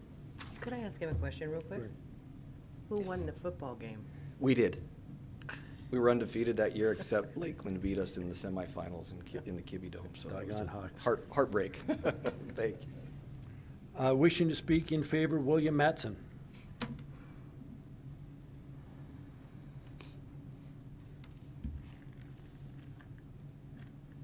Chad Bird, you're on deck.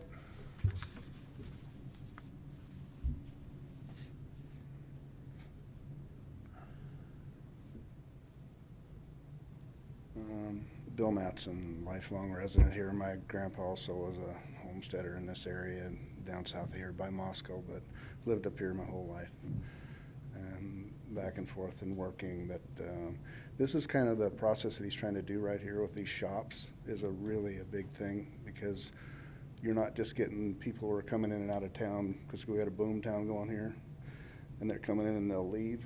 The guys that'll rent those shops are going to be here for a while, like guys like Bruce Fitting over in Dalton Gardens and places like that. When this thing started, again, this cycle goes, and I've done this my whole life, and you'll see those businesses that are over there now, they're still there today, and those shops are critical for long-term growth of this area. It's, you know, the guy developing this could put apartment buildings and houses, and he makes a lot more money. He's not making near as much money doing what he's doing this way, and to me, it's hats off to him, you know. It's a good idea, it's a good plan, and I just wanted to say that if you take a guy, you put 4 guys in a car, run them to go to work, take the 2 hours that they did, take the 2 hours, multiply it times 4 weeks, you know, you're giving wages away for a week. So if you can put that area where you're concentrating your jobs from here, and you're not paying that, now you can drop your wages down. You're going to beat the other guys in the outlying areas in this, for the jobs that are here, and you're actually providing more work for the people in this area than you're going to provide for outside. It just gives you a little bit of an edge to do that. So I hope that they move forward with this thing. There's nothing available out there. You try to find those shops around here, and it's almost impossible, just almost impossible. And I just think it'd be a great idea, and that's basically what my statement was tonight, and hope you give that a good consideration. Thank you for your time. Thank you. Appreciate it. Next up is Chad Bird, and I'm sorry, is it Ron Mendenhall? You can correct the name, but you're on deck. Mr. Bird. Chad Bird, 3326 East Fernand Terrace, Court Lane, Idaho. I didn't pull a PowerPoint together, but I've got a little bit of some notes here if you guys would like to take a look at them. I got plenty of copies. I can pass them around. Can we do that? It's up to you to whether or not to accept it or not. I guess the question is, Sorry, how many pages? Violating, it's just 4. Can they be entered in the record? Yeah, if you guys want to take a look at it, and again, the mayor makes procedural rulings, so. I'm going to do it. Okay. That's the way they do it at the county still, so. Yeah, if we can just get Rhiannon a copy and. Sorry about that.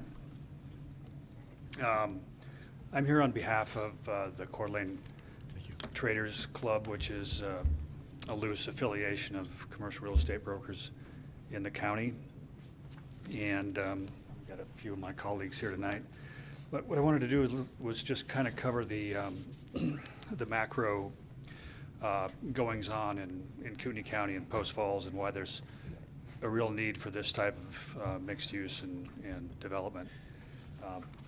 So and you guys have seen a lot of this over the last years and even in recent months.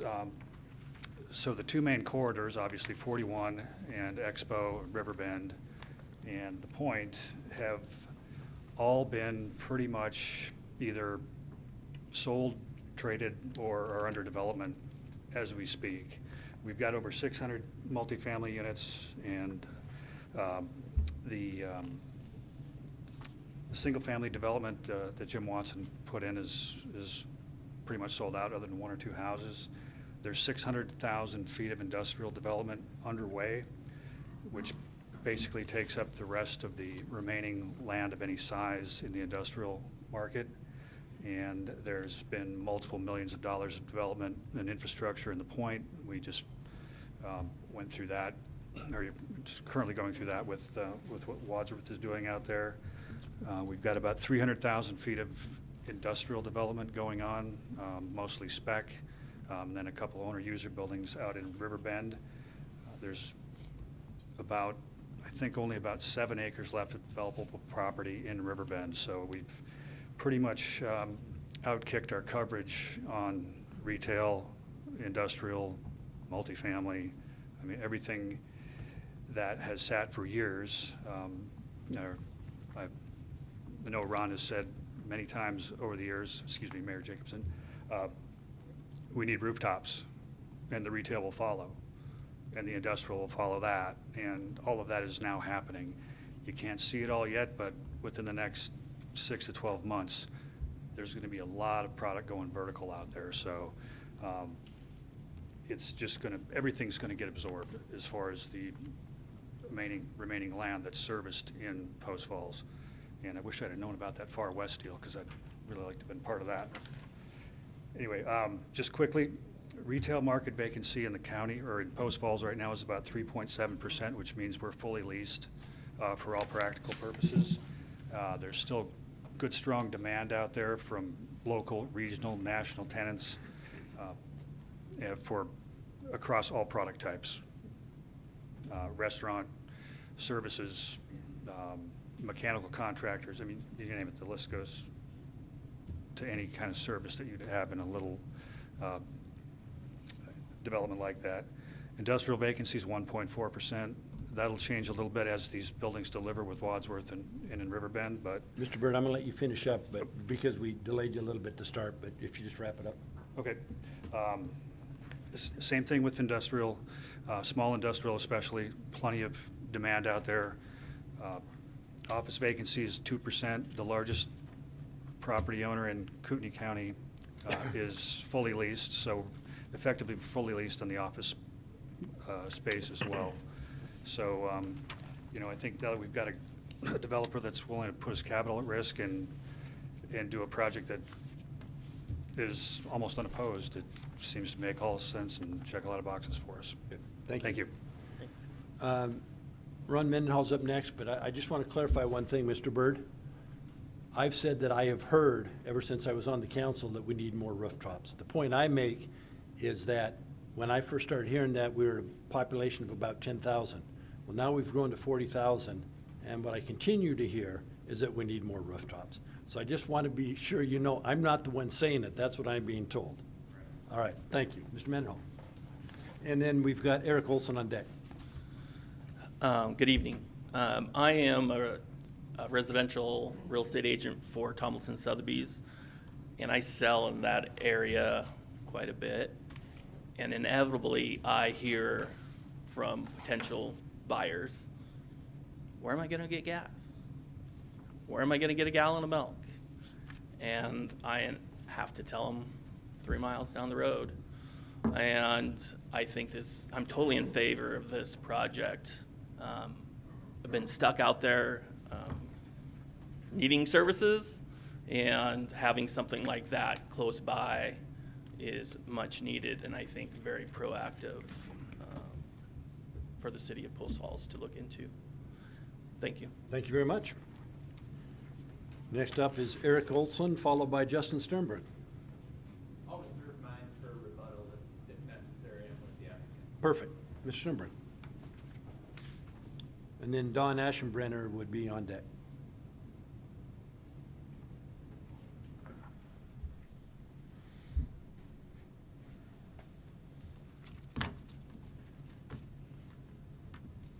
Evening. My name's Justin Sternberg. Post Falls owner of Steel Structures America. Been here for 25 years. We employ we have 60 some employees, and we employ hundreds of others. Also own Giant Storage on 41 and Giant Storage on Cecil, and I'm in favor of this annexation. Quite honestly, we need more commercial services. It's pretty challenging. The major corridors of Celtice, Mullen, Highway 41, it's pretty full and it's really busy. It's hard to get gas. Walmart's always full. If you look at the new Maverick, it's full. You're always in a wait, and there's always people backing up into traffic as well, including all the little coffee stands around town. So that's point one, is I think that this area in Prairie is ripe for a good commercial product that provides commercial services. In addition to that, it's the right location. I think John Manley had mentioned, I believe it's only Pleasant View and Greens Ferry that actually goes from Mullen all the way to Highway 53. And Pleasant View isn't going to be annexed anytime soon. And Spokane Street, that corner has a railroad track in it, but this is probably one of the only corners available for commercial services.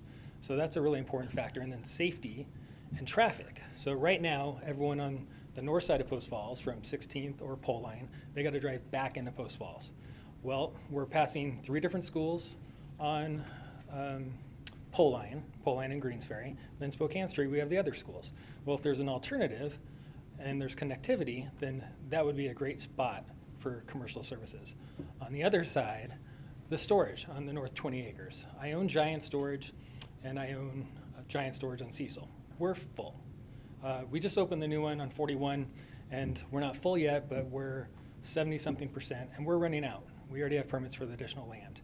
And we have people asking and begging for more units, larger units, more space, outside storage, due to all these communities that have all the restrictions of the, no cars outside and no boats and RVs. And we have multiple tenants that actually rent multiple units because there is no space available. So there's plenty of storage in Post Falls, but in a matter of time, we're going to be out of storage once again. In addition to that, the time really is kind of now.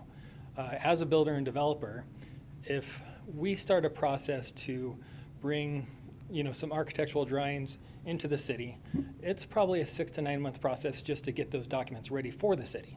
Then the permit review process is months. So we're at the end of 2022.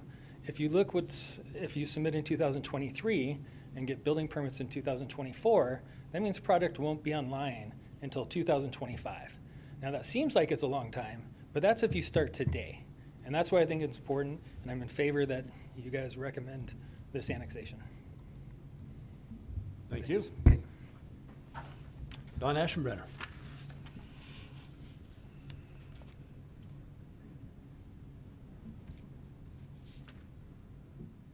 Don Aschenbrenner, 9559 West Prairie Avenue. I support this annexation. I think it fits in the comprehensive plan, and I think it's good for Post Falls. It will give a lot of people an option so they don't need to drive to downtown Post Falls or to Coeur d'Alene to get services. I've lived on the northeast corner of Prairie and Greens Ferry for 34 years. I bought the property in 1988. Greens Ferry was a dirt road, and they burned the grass fields right to the edge of my property. I know we'd all like to go back to those days, but that's not going to happen. I remember being in high school in 1970. My best friend's going to move away. His dad told us, if you want to live in the country, you need to move every 20 years. He was right then, and that still holds true today. Post Falls Highway District took 6 feet of my property in eminent domain when they put in the traffic light. The traffic light has created a mess as a homeowner. The noise and the commotion for me is unbearable. So I decided that it was time to move. I should have moved after being there for 20 years like I was told in 1970. But when I started the process, I never once thought about getting a realtor or selling the place as residence. I knew that it needed to be commercial property. I know nothing about real estate or developing property. I'm a retired Coeur d'Alene police lieutenant. That's not my thing. But I did know that I was living on commercial property. So I began to look for a developer, and I ran into Philip Joseph, and he bought my property, and he bought the surrounding 35 acres. He has bought my property. I've been paid. There are no conditions or stipulations of any sort. I'm only here because I believe in that development. Currently, on the southwest corner, you have the Gondo development, which is the Barn 31. In the southeast corner, you got Well Springs.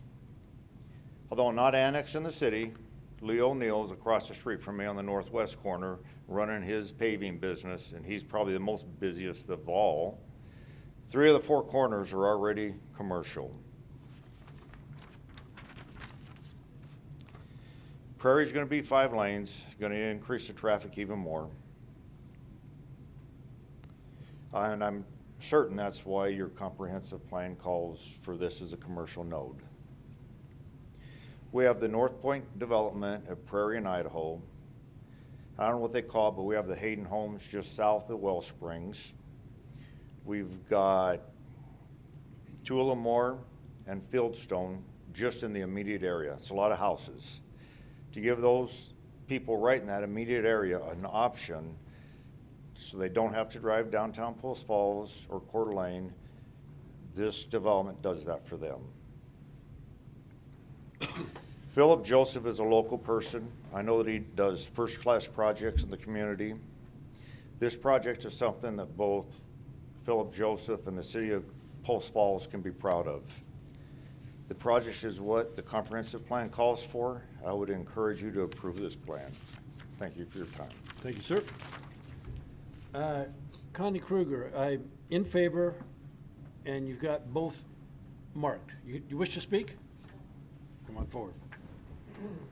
You're just throwing me for throwing a curveball at me there, marking both of them. I'm sorry, Oh, no I changed problem. my mind. My name is Connie Kruger, and I live here in Post Falls. And I actually have a number of friends that now live in the Prairie Avenue area. And one of the things that I'm seeing happening is I go to visit them, I kind of watch what they're doing in their daily lives, and when there's a desire to go to a restaurant or to find services, often it's easier for people to hop on Prairie Avenue and to head over to Hayden. And I think this is really important. The city has a comprehensive plan. We've planned for these commercial nodes. I think it's a great plan. And, you know, we're really seeing that the time is now with the development that's occurring in that area to really capture that sense of place and to keep people in the community. I also like the idea of keeping some of that traffic local. I actually live in the vicinity of Highway 41. And as you guys are well aware, there are a lot of fast food services that are on 41. If you want, you know, a good restaurant experience, you have to drive over onto Spokane Street and kind of come down here more in the core of town. But we see a lot of traffic throughout our area. And I like this idea that we have these little commercial nodes and that we're capturing more of that traffic locally, and that we're, you know, it's kind of alleviating that impact to others that are in our community. So I really like the project. I also have storage all the way out on McGuire, and I like the idea of having some self-storage that is in more within this area. So I support the annexation and I support the zoning. Thank you very much. And now those in opposition, Amy Hoteling? Hoteling. Name, come on up, please. Oh, I'm sorry, in opposition, not wishing to speak. I can read it for you. I'm sorry, we need name for the record. Amy Hoteling. I live at 9719 West Prairie, and I'm curious which neighbors you knocked on their door, because I live so directly close to this property that you didn't ask my opinion, and I would have said no. We'll have them address that in rebuttal, okay? Okay. And I'll read your Thank comment. We are writing to express our concern with the proposed zoning on the Joseph Family Trust annexation with the partial area zoned to CCS. Our understanding is that CCS would give the developer the authority to decide what is built and operates on the land without the need to get permission and/or public thoughts and opinions. While we do not believe we can stop the area from growing and being developed, we do believe we should have the right to process and voice concerns on future development on the land that would so closely affect our personal space and quality of life. We ask that you please consider the many homes and families around the residential area, knowing that giving the developer the freedom to develop anything desired without the consideration of the people around the area is wrong. We do not find your website nor the letter sent to you to be very user-friendly and not fully sure of what zoning is appropriate for the area, but we do know that there should be consideration to the people affected, not the developer, and the city who will profit from the development. Thank you for your time. Eric and Amy Hoteling. Wishing to speak in opposition, Dennis Wagner. And Susan Kearney would be on deck. Thank you for the opportunity to speak. My name is Dennis Wagner, and I live in the Gallup Lane development, lot number 1. My address is Greens Ferry. I am adjacent on the angle to the upper 20 acres of the development. I'm not here to derail anybody's opportunity to prosper. I am all for that liberty.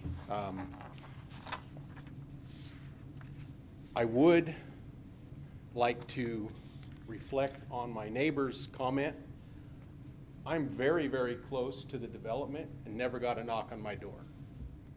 So my understanding is that the original plan was multiple multi-level apartments. Now, I got that information a while back. It was changed due to the catastrophic costs of bringing the sewer down Gallup Lane to facilitate residential living in the North 20. I am also aware that we jumped ahead of ourselves in the subdivision that's put even further east, and there's a section that was supposed to be supported by the master plan that the Post Falls City put together for sewer and water. So there's been a variance given to them for them to use a lift station to put their sewer in a lower system that wasn't designed for it. And now we are leapfrogging once again over on this top 20. Now I understand you're giving them a variance to pump 5,000 gallons per 5 acres into the lower, not pump, it has to be gravity fed, according to what I read. And so my question really is this. For those of us that live on Gallup Lane, a community that was developed in the late 90s, 5-acre parcels, we lived in the country, I've been there since 2005. There's not going to be a sewer system put in on our road, which is the corridor that it was designed to go in. I've seen the map. So for any of us that would have wanted to annex in for the sole purpose of sewer, just like one of the new city residents, he chose to annex in for sewer purposes, we won't have that at our disposal for probably many years. And the other issue that I have is the CCS. I am concerned that the developer, after all the dust is settled, and if for some reason the sewer is developed and brought down our road, they will have the ability at that point, because of the zoning, to change what they have for the storage units and what they're doing there. I don't want to see a liquor store or a smoke shop or a gas station across the street from me. And I would have really liked to seen the city do a little bit better job of creating a buffer around the established communities, especially the one that I live in. That's my direct concern. Now, I've listened to some people that are in favor of it, with the exception of one, and then my neighbor on the corner that's moving, that sold his property. No one lives directly adjacent to any of the development. I get the privilege of looking at it. And so whatever you guys decide to do, I'm not opposed to the annexation. I am opposed to the current 20-acre usage. I would have rather seen a buffer of some type of residence. Wrap it up, please. Yes, and my time is up, so thank you for your Thank you very much, listening. appreciate it. Suzanne Kearney, wishing to speak in opposition.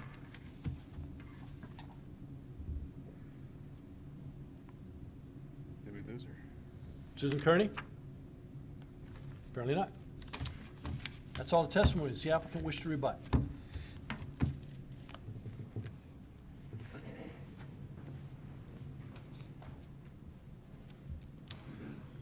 Again, Jeremy Terzulli, on behalf of the applicant, property owner Philip Joseph, just offer a few points of clarification regarding the doors I knocked on.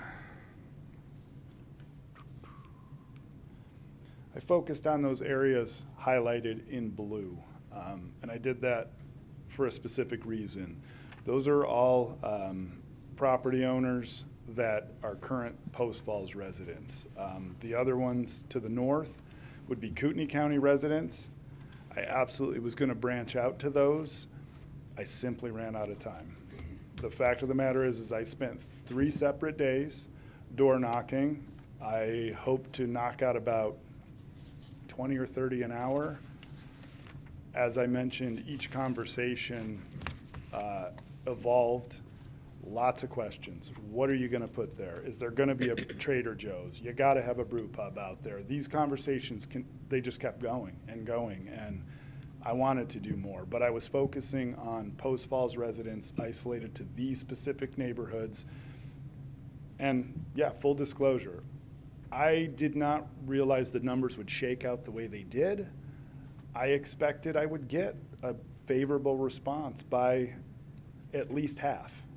I did not anticipate the majority in favor, a small or a rather large minority to be neutral, and to find one opposed. It actually became the challenge to say, I'm going to do this until I find my first in opposition. Amusing anecdote about that, the guy showed up at the door, said, yeah, I'm neutral, I'd like to learn more, pros and cons, this or that. I heard a voice from the other room. He excused himself for 30 seconds. He came back and said, well, I guess I'm opposed. Not sure why yet, but apparently other people around here don't like growth and we don't want to ruffle feathers. We haven't been here very long, so we're opposed. That's where I got my opposed, and so I bagged it from that point forward. So that's to clarify the doors that I knocked on and the reason why. Another point of clarification, we never proposed multifamily. I did actually read that letter from one of the residents on Gallup Lane. I was just perplexed by it. We never talked about multi-story apartment buildings. With regard to the sewer, we've had multiple conversations with city staff, with Mr. Paulus in engineering. The sewer basin kind of cuts off right in the middle of this property. There's a to-be-developed sewer basin to the north, and if you needed any clarification, I'm sure the city engineer could help with that.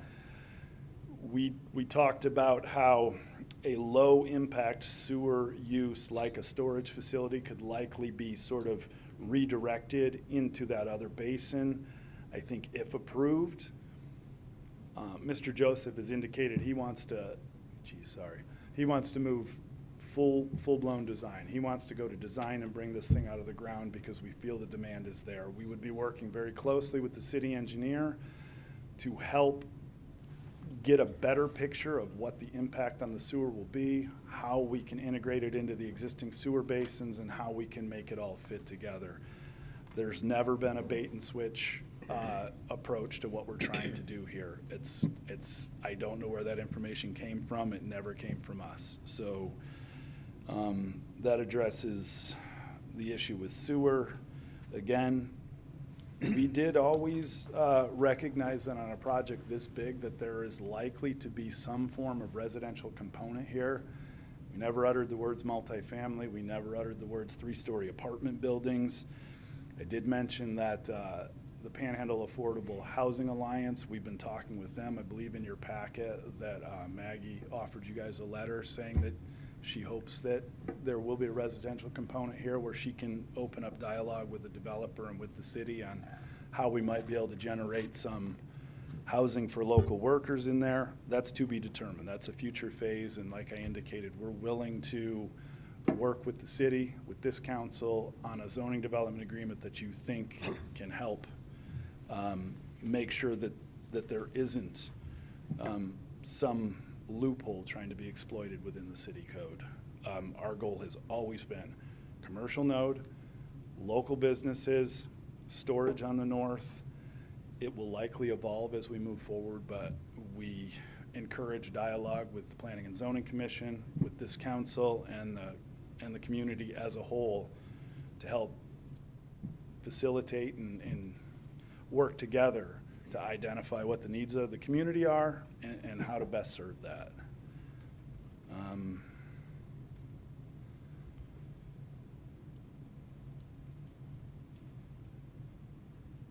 I think that's all I have for right now. Are there any points questions? of clarification that I can help with? So you say you never asked for multifamily residential. Would you be okay with a development agreement that prohibits multifamily residential on the 40 acres? Yes. We would be willing to multifamily, and what was the other one? That prohibits multifamily on the entire 40 acres. Yeah, I mean, we're absolutely open to that idea. We would like to reserve the opportunity to open dialogue on a future phase if there's a residential component. Like I said, we opened up communication with PAHA, Maggie Lyons and what Kiki Miller are doing. She feels that there could be a residential component here. It's never been multifamily. Our proposal was always something like townhomes or a condominium type project, something that would allow entry-level home ownership. If this project evolves to that, we would just like for there to be open dialogue about that. But at this point in time, annexation, prohibiting multifamily without another step before the city council is what we're proposing. Well, multifamily would be the, 3-story walk-up Yeah, apartment. yeah, that's never been part of our plan. So if multifamily is restricted on here, we'll reserve whatever a residential component looks like for a discussion on a future phase, if that answers your question. Yes. Any other questions? Thanks, sir. Thank you, everyone. Close public hearing. First question, council. You want to consider the annexation? Yes. Yes. Kenny? I'm sorry, Mr. Chairman. Yes, sir. Mr. Harrington. All right. First question is consistency with the future land use map. What designation does the future land use map give the property, and what facts in the record support that? I'm not sure we've ever had a proposal that probably fits the future land use map and the comprehensive plan more ideally. It's a commercial node has been identified for this intersection, and commercial is what's being proposed.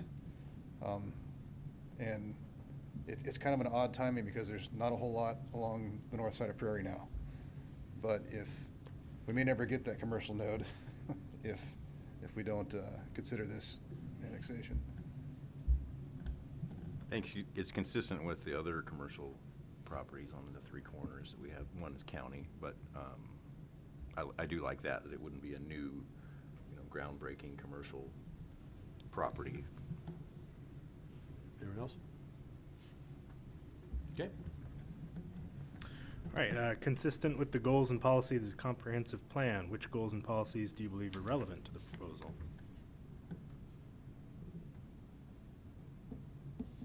You want to start? Give Joe a break. He's getting tired. I think it's consistent with the plan of urban growth in appropriate areas as identified in the commercial nodes. And I do like the idea of expanding opportunity for local businesses to have leasable space for their own shops. It kind of anchors them into the community.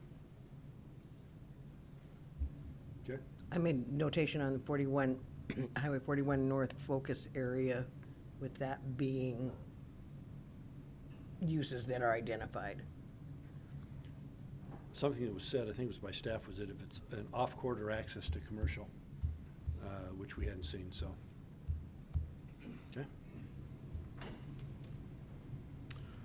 All right. Zoning is assigned following consideration of such items such as street classification, traffic patterns, existing development, future land uses, community plans, and geographic or natural features. We've got the higher classified roadway in the prairie there. And Greens Ferry's And only Greens gonna- Ferry, Greens yeah. Ferry, only gonna too. get bigger too. Yeah. Okay. Number 4. Commercial and high-density residential is typically assigned along streets with a higher road classification. Can we just Think- address Yeah, that? Mr. Prairie Walker is just higher. addressed Prairie's that. major and Greens Ferry is minor arterial.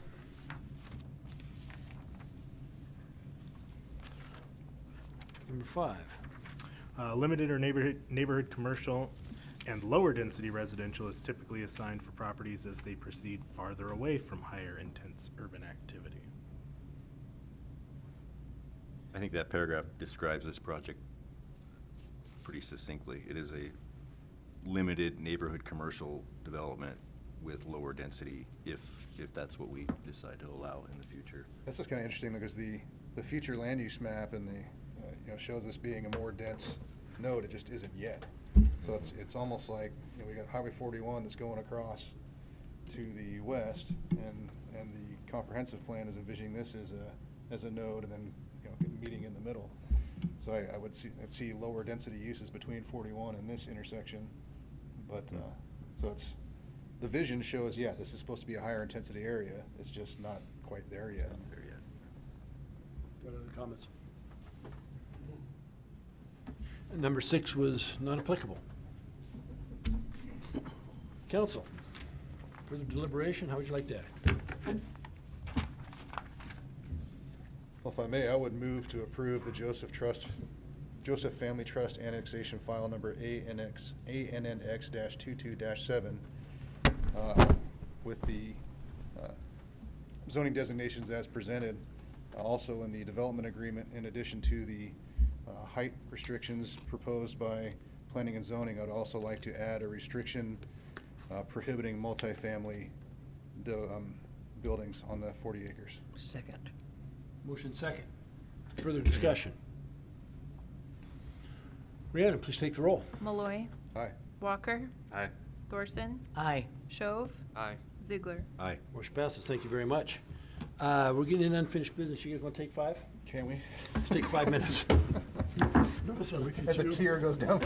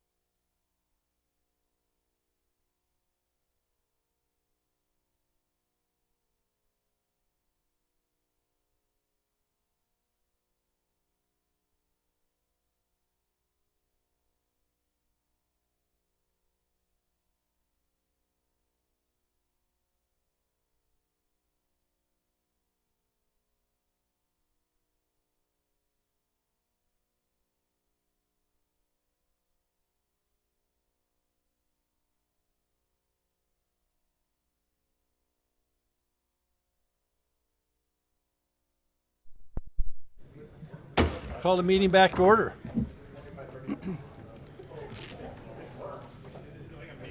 Next item on the agenda tonight. Next item on the agenda tonight is unfinished business returning ordinances and resolution. And the first item is fleet surplus of a 2013 Ford F-150 truck. Ross. Good evening, Mr. Mayor and Council. I understand that this was on a consent agenda for the last meeting. It got pulled off, so we could offer some clarifications on it. So I thought I would take the opportunity to kind of go through our process. So an overview of this presentation is it's designed to kind of bring you up to speed on how we go about looking at our fleet and deciding when we're going to surplus our assets and replace them. So you can see some of the things I'm going to go through right here. There are a number of different methods used in government agencies to go about recycling or cycling out our vehicle assets, equipment assets. One is just established time frame, 10 years, 15 years, whatever that is, it's gone. There's some merit in that, but it's not a great practice. There's also repair or replace it when the costs to maintain them exceed the value. Obviously, if you get a totaled vehicle, it's gone. But there's another type or method that utilizes both of those. And our software that helps track all of our equipment as we go through the maintenance process can help us calculate that. So the biggest cost in owning equipment and vehicles is the ownership. That's the age of a vehicle as it goes through. I've got a chart showing that, as well as the option. The other one is the operating costs. That's the maintenance repairs. PMs are not preventive maintenances. That's just standard across the board. That's a typical cost. But things that go bad, alternators, transmissions, those add up, and that contributes to the operating cost over time. This is a chart that shows residual value based on its age on a typical vehicle. In the first 6 years, typically a piece of equipment, or actually a vehicle, loses about 70% of its value on the resale market. Another piece to the puzzle is what we can do in-house with our staff. So currently, we have one fleet supervisor. That's currently all of our maintenance staff right now. One of those is dedicated solely to the PD, our police force. So for the rest of the city, I have one supervisor and two technicians. The supervisor is basically a half-time supervisor, half-time technician. So he's kind of in both worlds, but we're using him more and more in the supervisory role as we're having to purchase and replace vehicles and put out contracts and bids and all that stuff. So he's putting more time into that. They currently service outside of the police department, 300 units. So that's about 120 units per tech, which is a high number. And the police department's about 90. When we get overwhelmed with too many repairs all at once, we typically have to send it out for repairs. And obviously it's a higher cost to the city to do that. We try not to do it, but sometimes we're out of options there. Also, some equipment is pretty special. We have a telehandler. You have to go back east to get special training on that stuff. We have not had an opportunity to do that. It's pretty expensive to do. So we'll send that stuff out.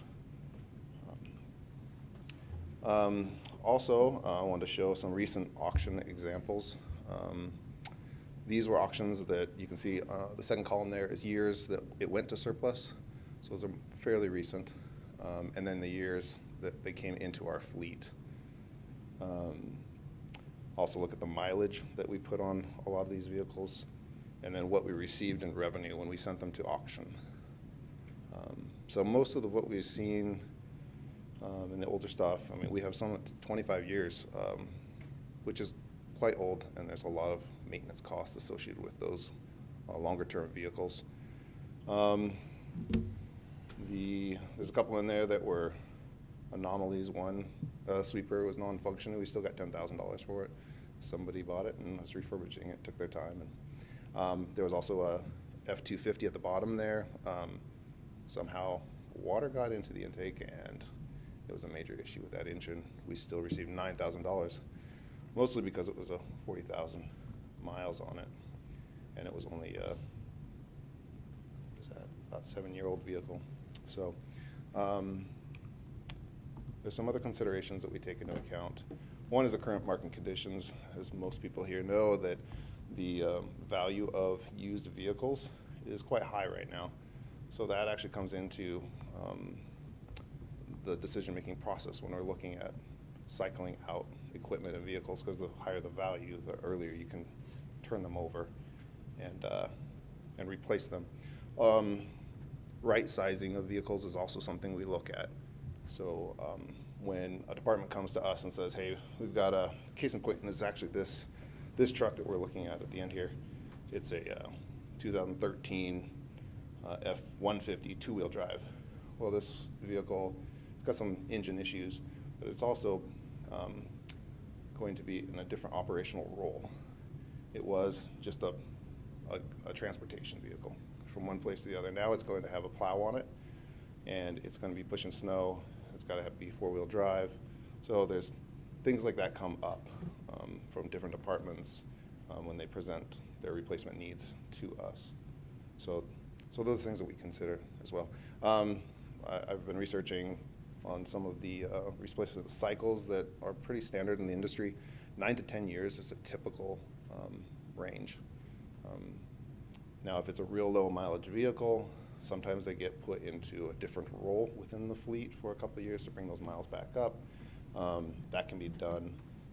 But in this case, I'll go over it a little bit more. But some of the benefits of newer vehicles, safety, technology, manufacturer warranties are a big deal, because as soon as those are out, and we tend to see more issues with vehicles and less downtime. And staff morale is actually, it's hard to quantify, but it is something there. And that brings us to this vehicle in question. It's a 13 F-150 two-wheel drive, 38,000 actual miles. I looked at the odometer on it. It's had an engine knock about a year after we got it, and it's never gone away. It's actually gotten a little worse. In discussing that with our fleet technicians, they're concerned about it becoming a bigger issue, and the cost to repair or replace an engine is quite expensive for a vehicle that's almost 10 years old. So their recommendation to me is to go ahead and recycle it right now or replace it. The other thing that I wanted to mention is that along with pulling this one out last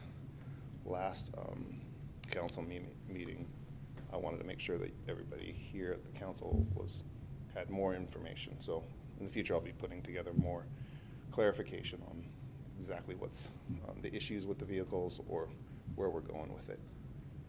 So I think that's the end of that. Answer your questions, Joe? Yeah, I appreciate that. One thing that was missing from the packet last time around is that this vehicle just isn't useful for us anymore, being that it's going to be taken on a different role. So that would have been, I probably wouldn't have had it yanked off the consent calendar had that been in the previous presentation. So sure. Thanks for that additional information. I appreciate it. And we did consider moving it to another area and letting the mileages get to a more normal range, because it is a lower mile vehicle. That engine knock really worried our It's a ticking time bomb. Yeah, it is. So we thought, well, let's just move on it now and get past that. Appreciate it. Do we need a motion to surplus that? Yep. I would move to approve the fleet surplus of a 2013 Ford F-150 truck. Second. Motion second. Further discussion. Rhiannon, please take the roll. Walker. Aye. Walker, sorry. Thorson. Aye. Shove. Aye. Ziegler. Aye. Malloy. Aye. Motion passes. Thanks, Ross. Thanks again for that, Ross. Next up is ordinance correcting Scrivener's error. And I So, Do you want, I mean, it was written in there. Do you need to add? yeah, further comment? I was just going to say, I don't think I need to add anything in here other than Okay, what's in there. so I can just, because I really wanted to say Scrivener. I move to place the ordinance correcting a Scrivener's error and amending section 18.2 24.020 H1 residential surfacing on its first and only reading by title only while under suspension of the rules. Second. Motion second, further discussion. Roll call, please. Thorson, Aye. Shove, Aye. Ziegler, Aye. Malloy, Aye. Walker. Aye. Motion passes. Mr. Harrington. An ordinance correcting a Scrivener's error and amending section 1824020H1 residential surfacing of Title 18 zoning, the municipal code of the city of Post Falls, Kootenai County, Idaho, repealing conflicting ordinances, providing for severability, providing for the publication of this ordinance by summary, and providing an effective date. Oh, do we need to vote on that? No, you need to make a motion to approve. I move to approve the ordinance correcting the Scrivener's error and amending section 18.24.020H1 residential surfacing, and to direct the clerk to assign the appropriate number and that it be published by summary only. Second. Motion second, discussion. Roll call, please. Thorson, Aye. Shove, Aye. Ziegler, Aye. Malloy, Aye. Walker. Aye. Motion passes, thank you. Next up, Wellhouse 11, recommendation of award.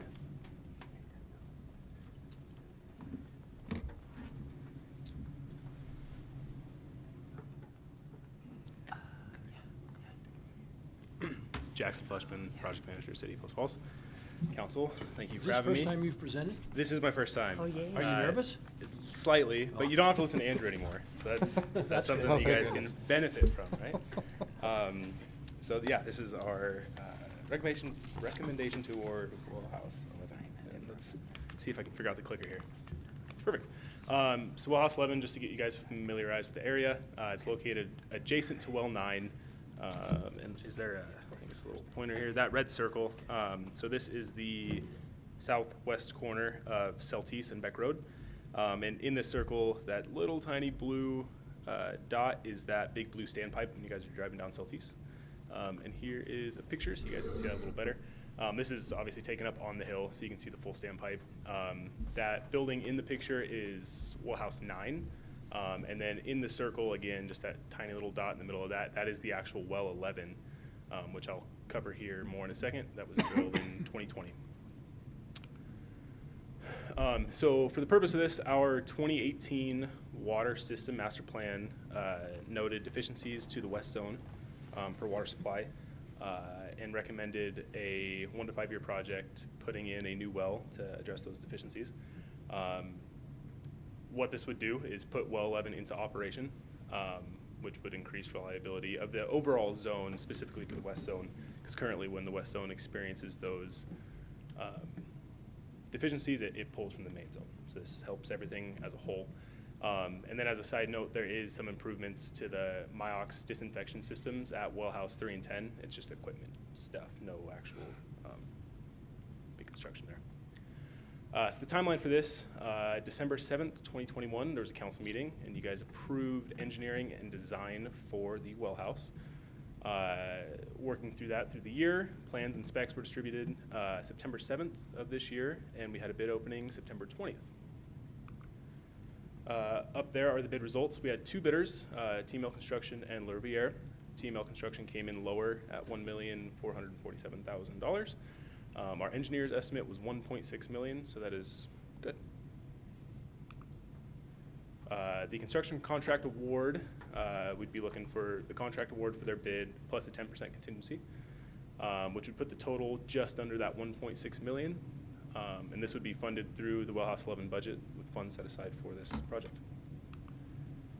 Here's a couple more pictures. Again, that's just a better picture of Well 9, and then taken through the chain link fence, that little brown pipe sticking out the ground, that is Well 11. Here's some plan pictures for reference. The picture on the left is the existing site. The circle, kind of center bottom, that's the big blue standpipe. Picture on the right, that semicircle down at the bottom, that is also the standpipe. A little more zoomed in for you guys, and you can see the building will go right on top of Well 11 and get that active. Yeah, those are what the plans look like as of today. Timeline continued. So the contract sets substantial completion date by December 30th, 2023, so end of next year. And there is an optional and defined shutdown period, oh, a little typo there, excuse me, for material procurement. Obviously, everyone has experienced a ton of material delays and all the stuff we've all been hearing about, so I won't harp on it too much. To try and combat that, we are putting this in the contract, and it's more or less 2 notices to proceed. One for submittals and to get everything going, and a second for an actual construction period. Questions? This is also a picture of well 3, which is completed recently, just so all well houses typically look about the same, but yeah. Any questions of Jackson? I think you did okay. Yeah, you did a nice job. Perfect. Hopefully I I didn't. don't want to ask you a hard question. No. Please ask all the hard questions. By the way, Andrew is here, so if there's a question that was before I got here, he can also answer. No questions? I entertain a motion. I would move to approve Well House 11 recommendation of award. Second. Motion second. Further discussion? Roll call, please. Shove. Aye. Ziegler. Aye. Malloy. Aye. Walker. Aye. Thorson. Aye. Motion passes. Thank you. Next Look up at is you, you Bentley did it. Lift Rehabilitation. I'm batting 1,000. Night is young.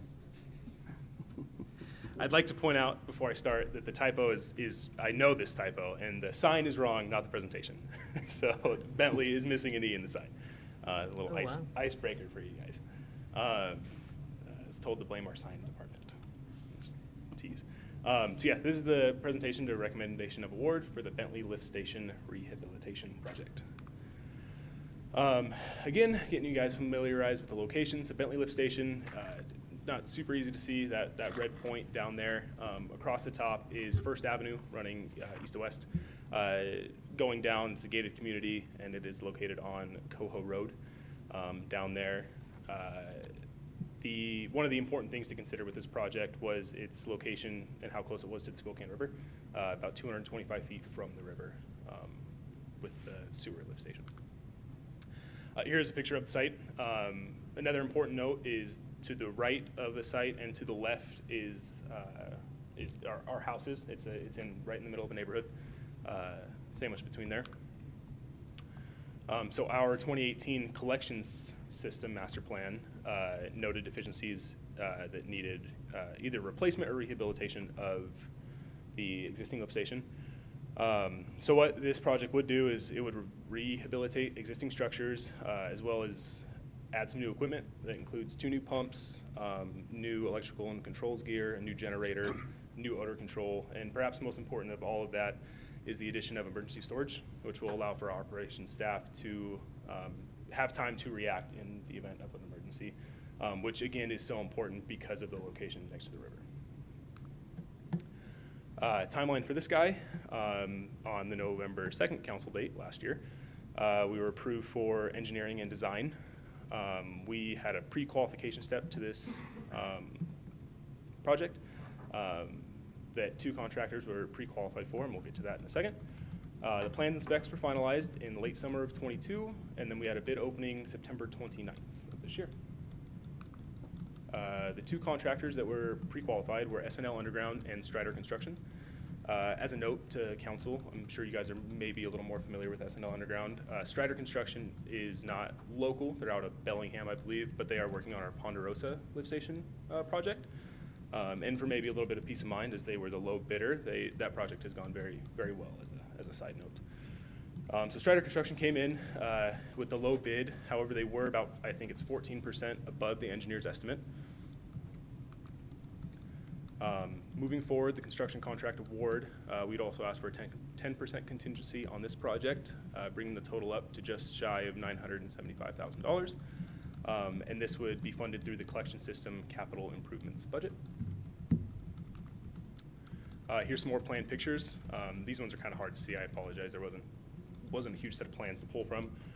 But the kind of clear box with the 2 circles in it, that's the existing lift station to the right. 90% of the work would occur in there, with the emergency flow being where the S is. That's the new emergency flow manhole, or emergency storage manhole. Apologies. Continuing the timeline, so the contract is very, very similar actually to Well House 11. The contract sets a substantial completion date by December 23rd of 2023. And kind of the same thing, there's a little minute minute differences in the contract, but essentially it's there's an initial submittal period followed by a second defined period for construction. Again, to mitigate kind of what we've been dealing with, they get the nice big submittal period and then a second defined period for construction, so things can't keep extending, charging us more money. And there's the picture again. Any questions? Questions for Jackson on this one? See none? I would move to approve Thanks, the Bentley Jackson. Lift Station Rehabilitation Recommendation of Award. Second. Motion second, further discussion. Rhiannon, please take the roll. Ziegler. Aye. Malloy. Aye. Walker. Aye. Thorson. Aye. Shove. Aye. Motion passes, thank you. Thanks, guys. Thank you, Thank you. nice job. Thanks. Next item on the agenda, citizens' issues, and, no, it isn't. It's new business. I knew I had skipped one. I knew I had skipped one. How about new business, land application property exchange?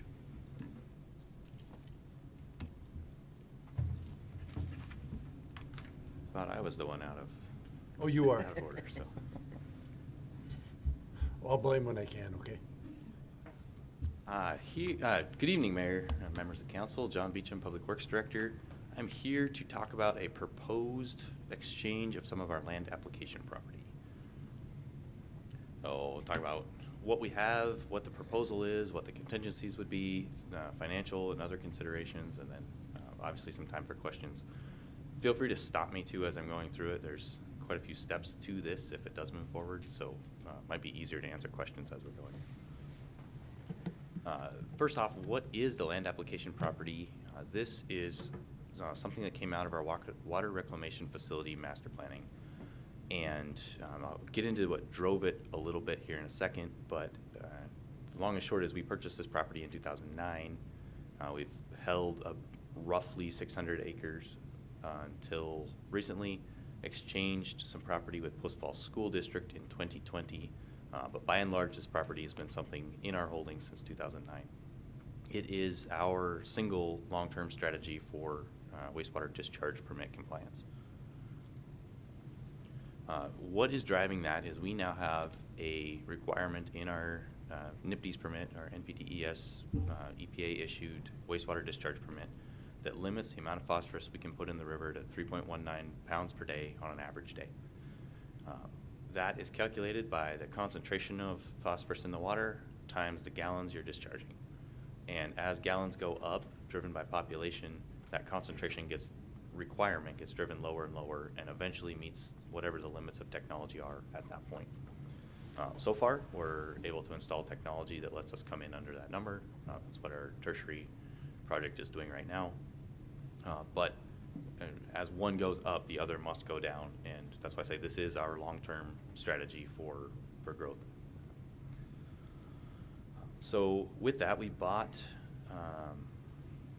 properties outlined in the, they were outlined in pink, and then we traded one. So this property, this property, this property, and this property back in 2009. We traded this rectangle here with the school district here on the west. So our holdings are now shown by the pink outline on this.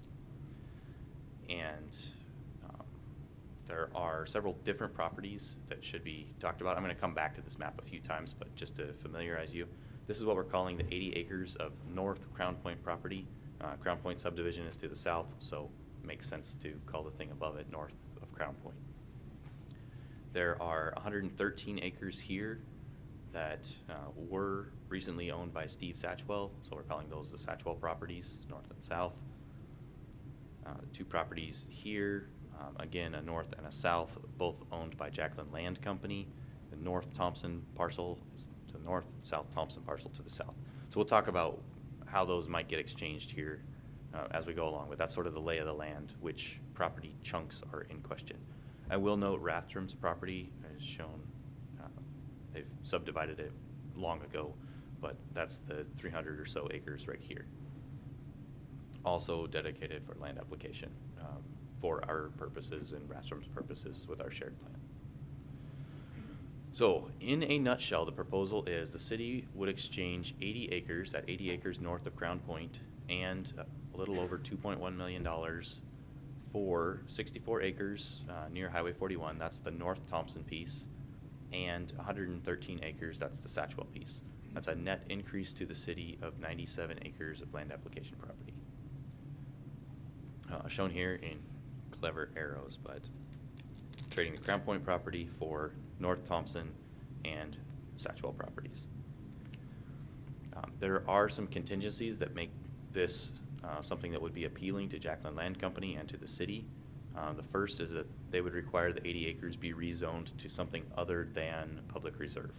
It's currently, the land application property is annexed into Post Falls and it's zoned public reserve, so a developer would not be able to build on it with that zoning. The other contingency they would have is the annexation and appropriate zoning of the South Thompson property. So that's by Highway 41 in Hayden.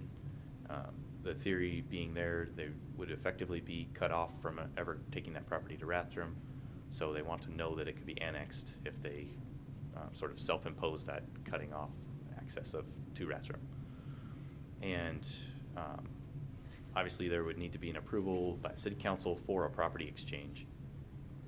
All three of these things require a public hearing. We're not here tonight to have those public hearings.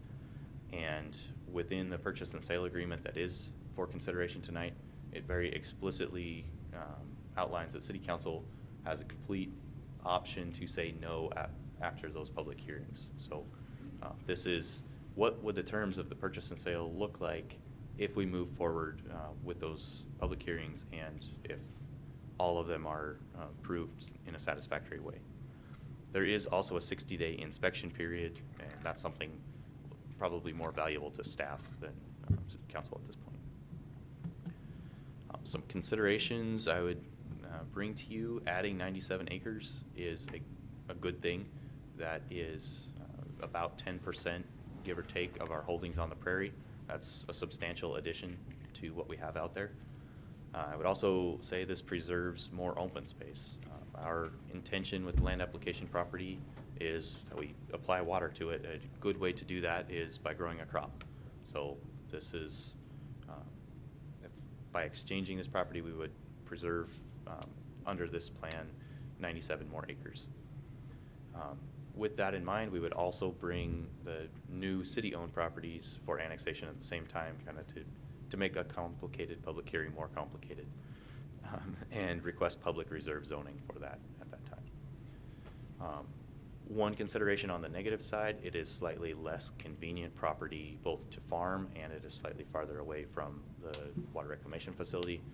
We're not talking billions of dollars in complications, we're talking thousands of dollars. And, over time, those are something. They're not to be ignored, but I think the cost or the benefits outweigh the cost in terms of that.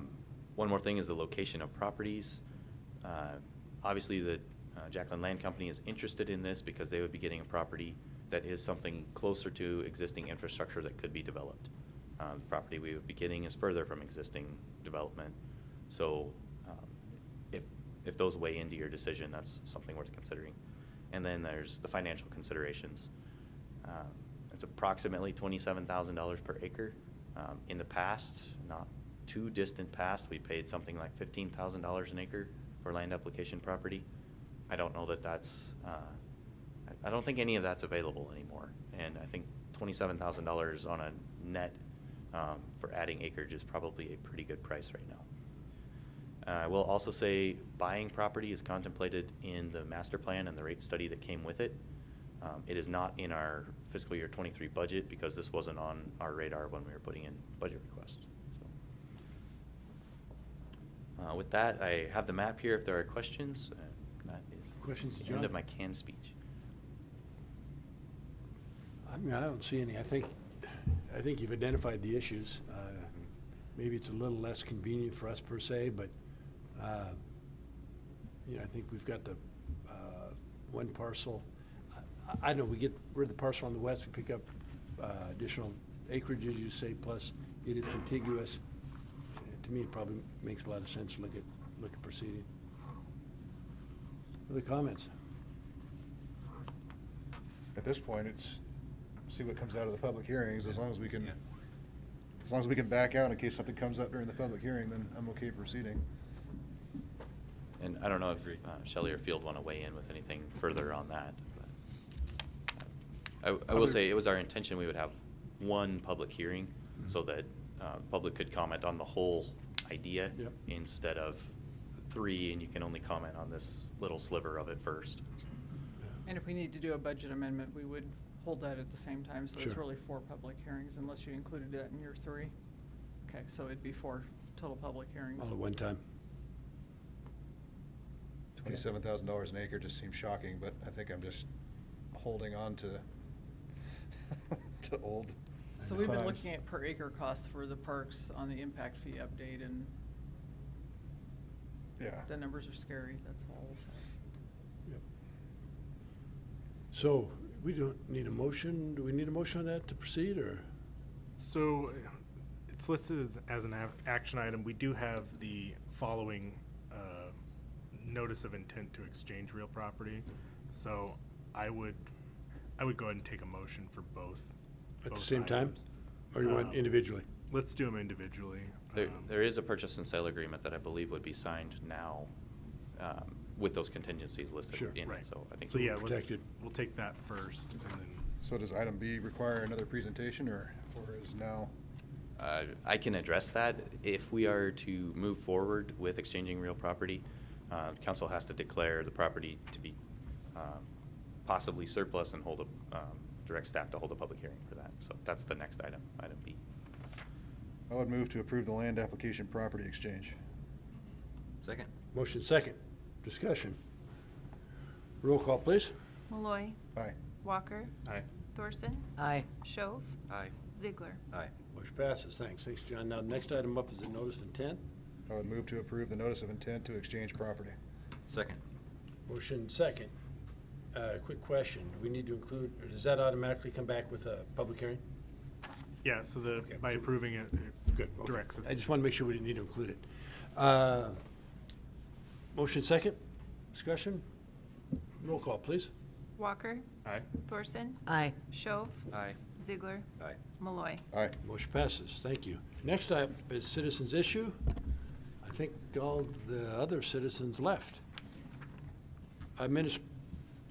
Administrative staff reports. How development, I just want to let you know, John, we've been sitting here starting since 5 o'clock. It's 8:45, and you're going to talk to us about the impact, how development impact fees function in Idaho. Yeah, you had to put the exciting one right at the end, you know? He told me earlier today he felt this would be a lighthearted way to end the meeting. Perfect. You're losing the crowd. Traitors.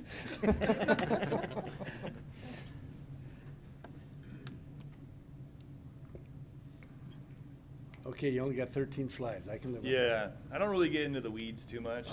This is more or less just an overview of kind of what they are, the purpose, and kind of like what allows them to kind of go on. So, yeah, development impact fees. So, yeah, there are payments required by local governments of new development for the purpose of providing expanded public capital facilities to serve the community in new developments. So what they do is they shift the cost of the financing public facilities from the general taxpayers by growth paying for growth. The idea is they pay an impact fee to offset their impact on the municipality. What allows this to happen is Title 67, Chapter 82 of Idaho State Code regarding impact fees. And they shall not be used for anything other than system improvements that serve new growth. The collected fees, we got like 8 years to collect it and expend it, and it's on a FIFO method, first in, first out. So going as an example, I kind of throw off our last impact fee report. So you'll be seeing that relatively new. At the end of each fiscal year, which we just ended one, I work with the finance director and we put together an impact fee report, and I go before the Planning and Zoning Commission and City Council and report back on kind of what the funds are, the balances. So in 2021, you see here that approximately 3 million were collected impact fees and about 2 million was spent. And those are the categories we had at the time: roads, parks, and public safety. So here they are. See here, this is the collection, the expenditure amount, kind of the roads, parks, and public safety. And then you see here with the stars, those were the balances at that time. Oftentimes when I present, like with the roads, they see a large number and they're like, well, what's going on? How can we have that much there?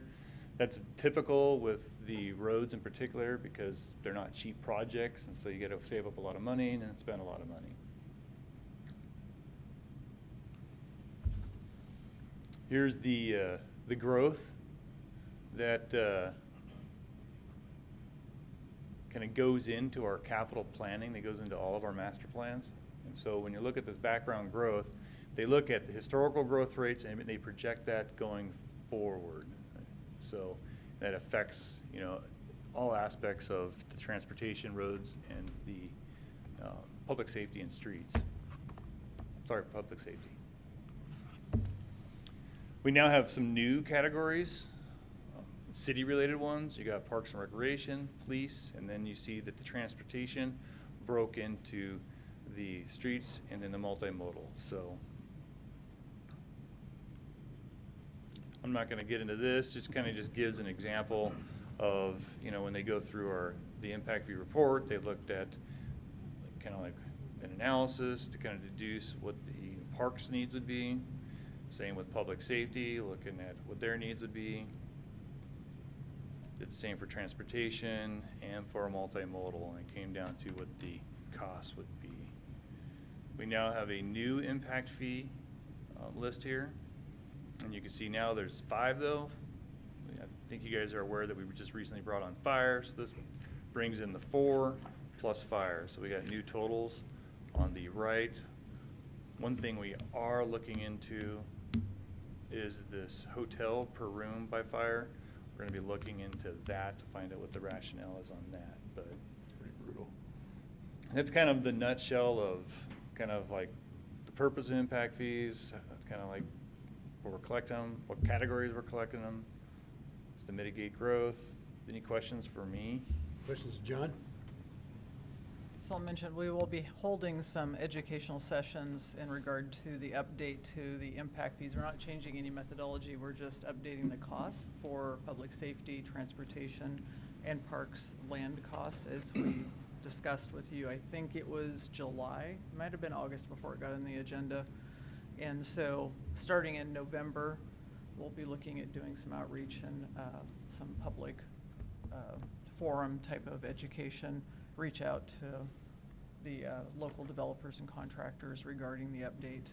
We don't have the fees calculated yet. The transportation update from JUB is due back to us, I think the 18th of October, or in that neighborhood. And so once we have the numbers put together, then we'll have something to bring back to council, and then we'll start the educational session. Sure. So it's probably about a March adoption of the fees estimated at this time. Good. Thanks, John. Good information. Yep, thanks. Appreciate it. Mayor and council comments tonight, I have none. Council? I also have none. Thank you. We do need an executive session, correct? Yes, we do. And I would move to enter into executive session pursuant to Idaho Code 74-2061F to communicate with legal counsel for the public agency to discuss the legal ramification of and legal options for pending litigation or controversies not yet being litigated but imminently likely to be litigated. Further, that no action will be taken during the session, which will last approximately 10 minutes. Second. Motion second. Discussion. Roll call. Malloy. Aye. Thorson. Aye. Schoaf. Aye. Ziegler. Aye. Walker. Aye. Motion passes. We'll enter executive.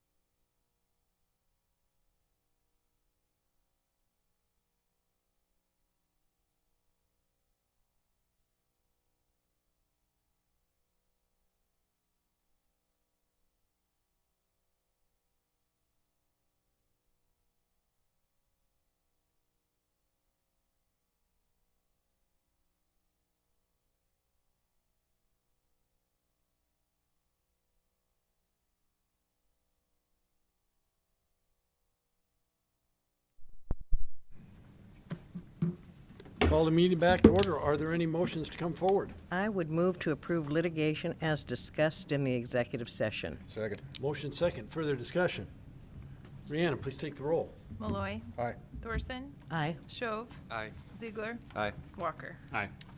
Motion passes. Thank you very much. And the next motion is? Adjourn. All those in favor? Aye. Meeting adjourned. Thank you.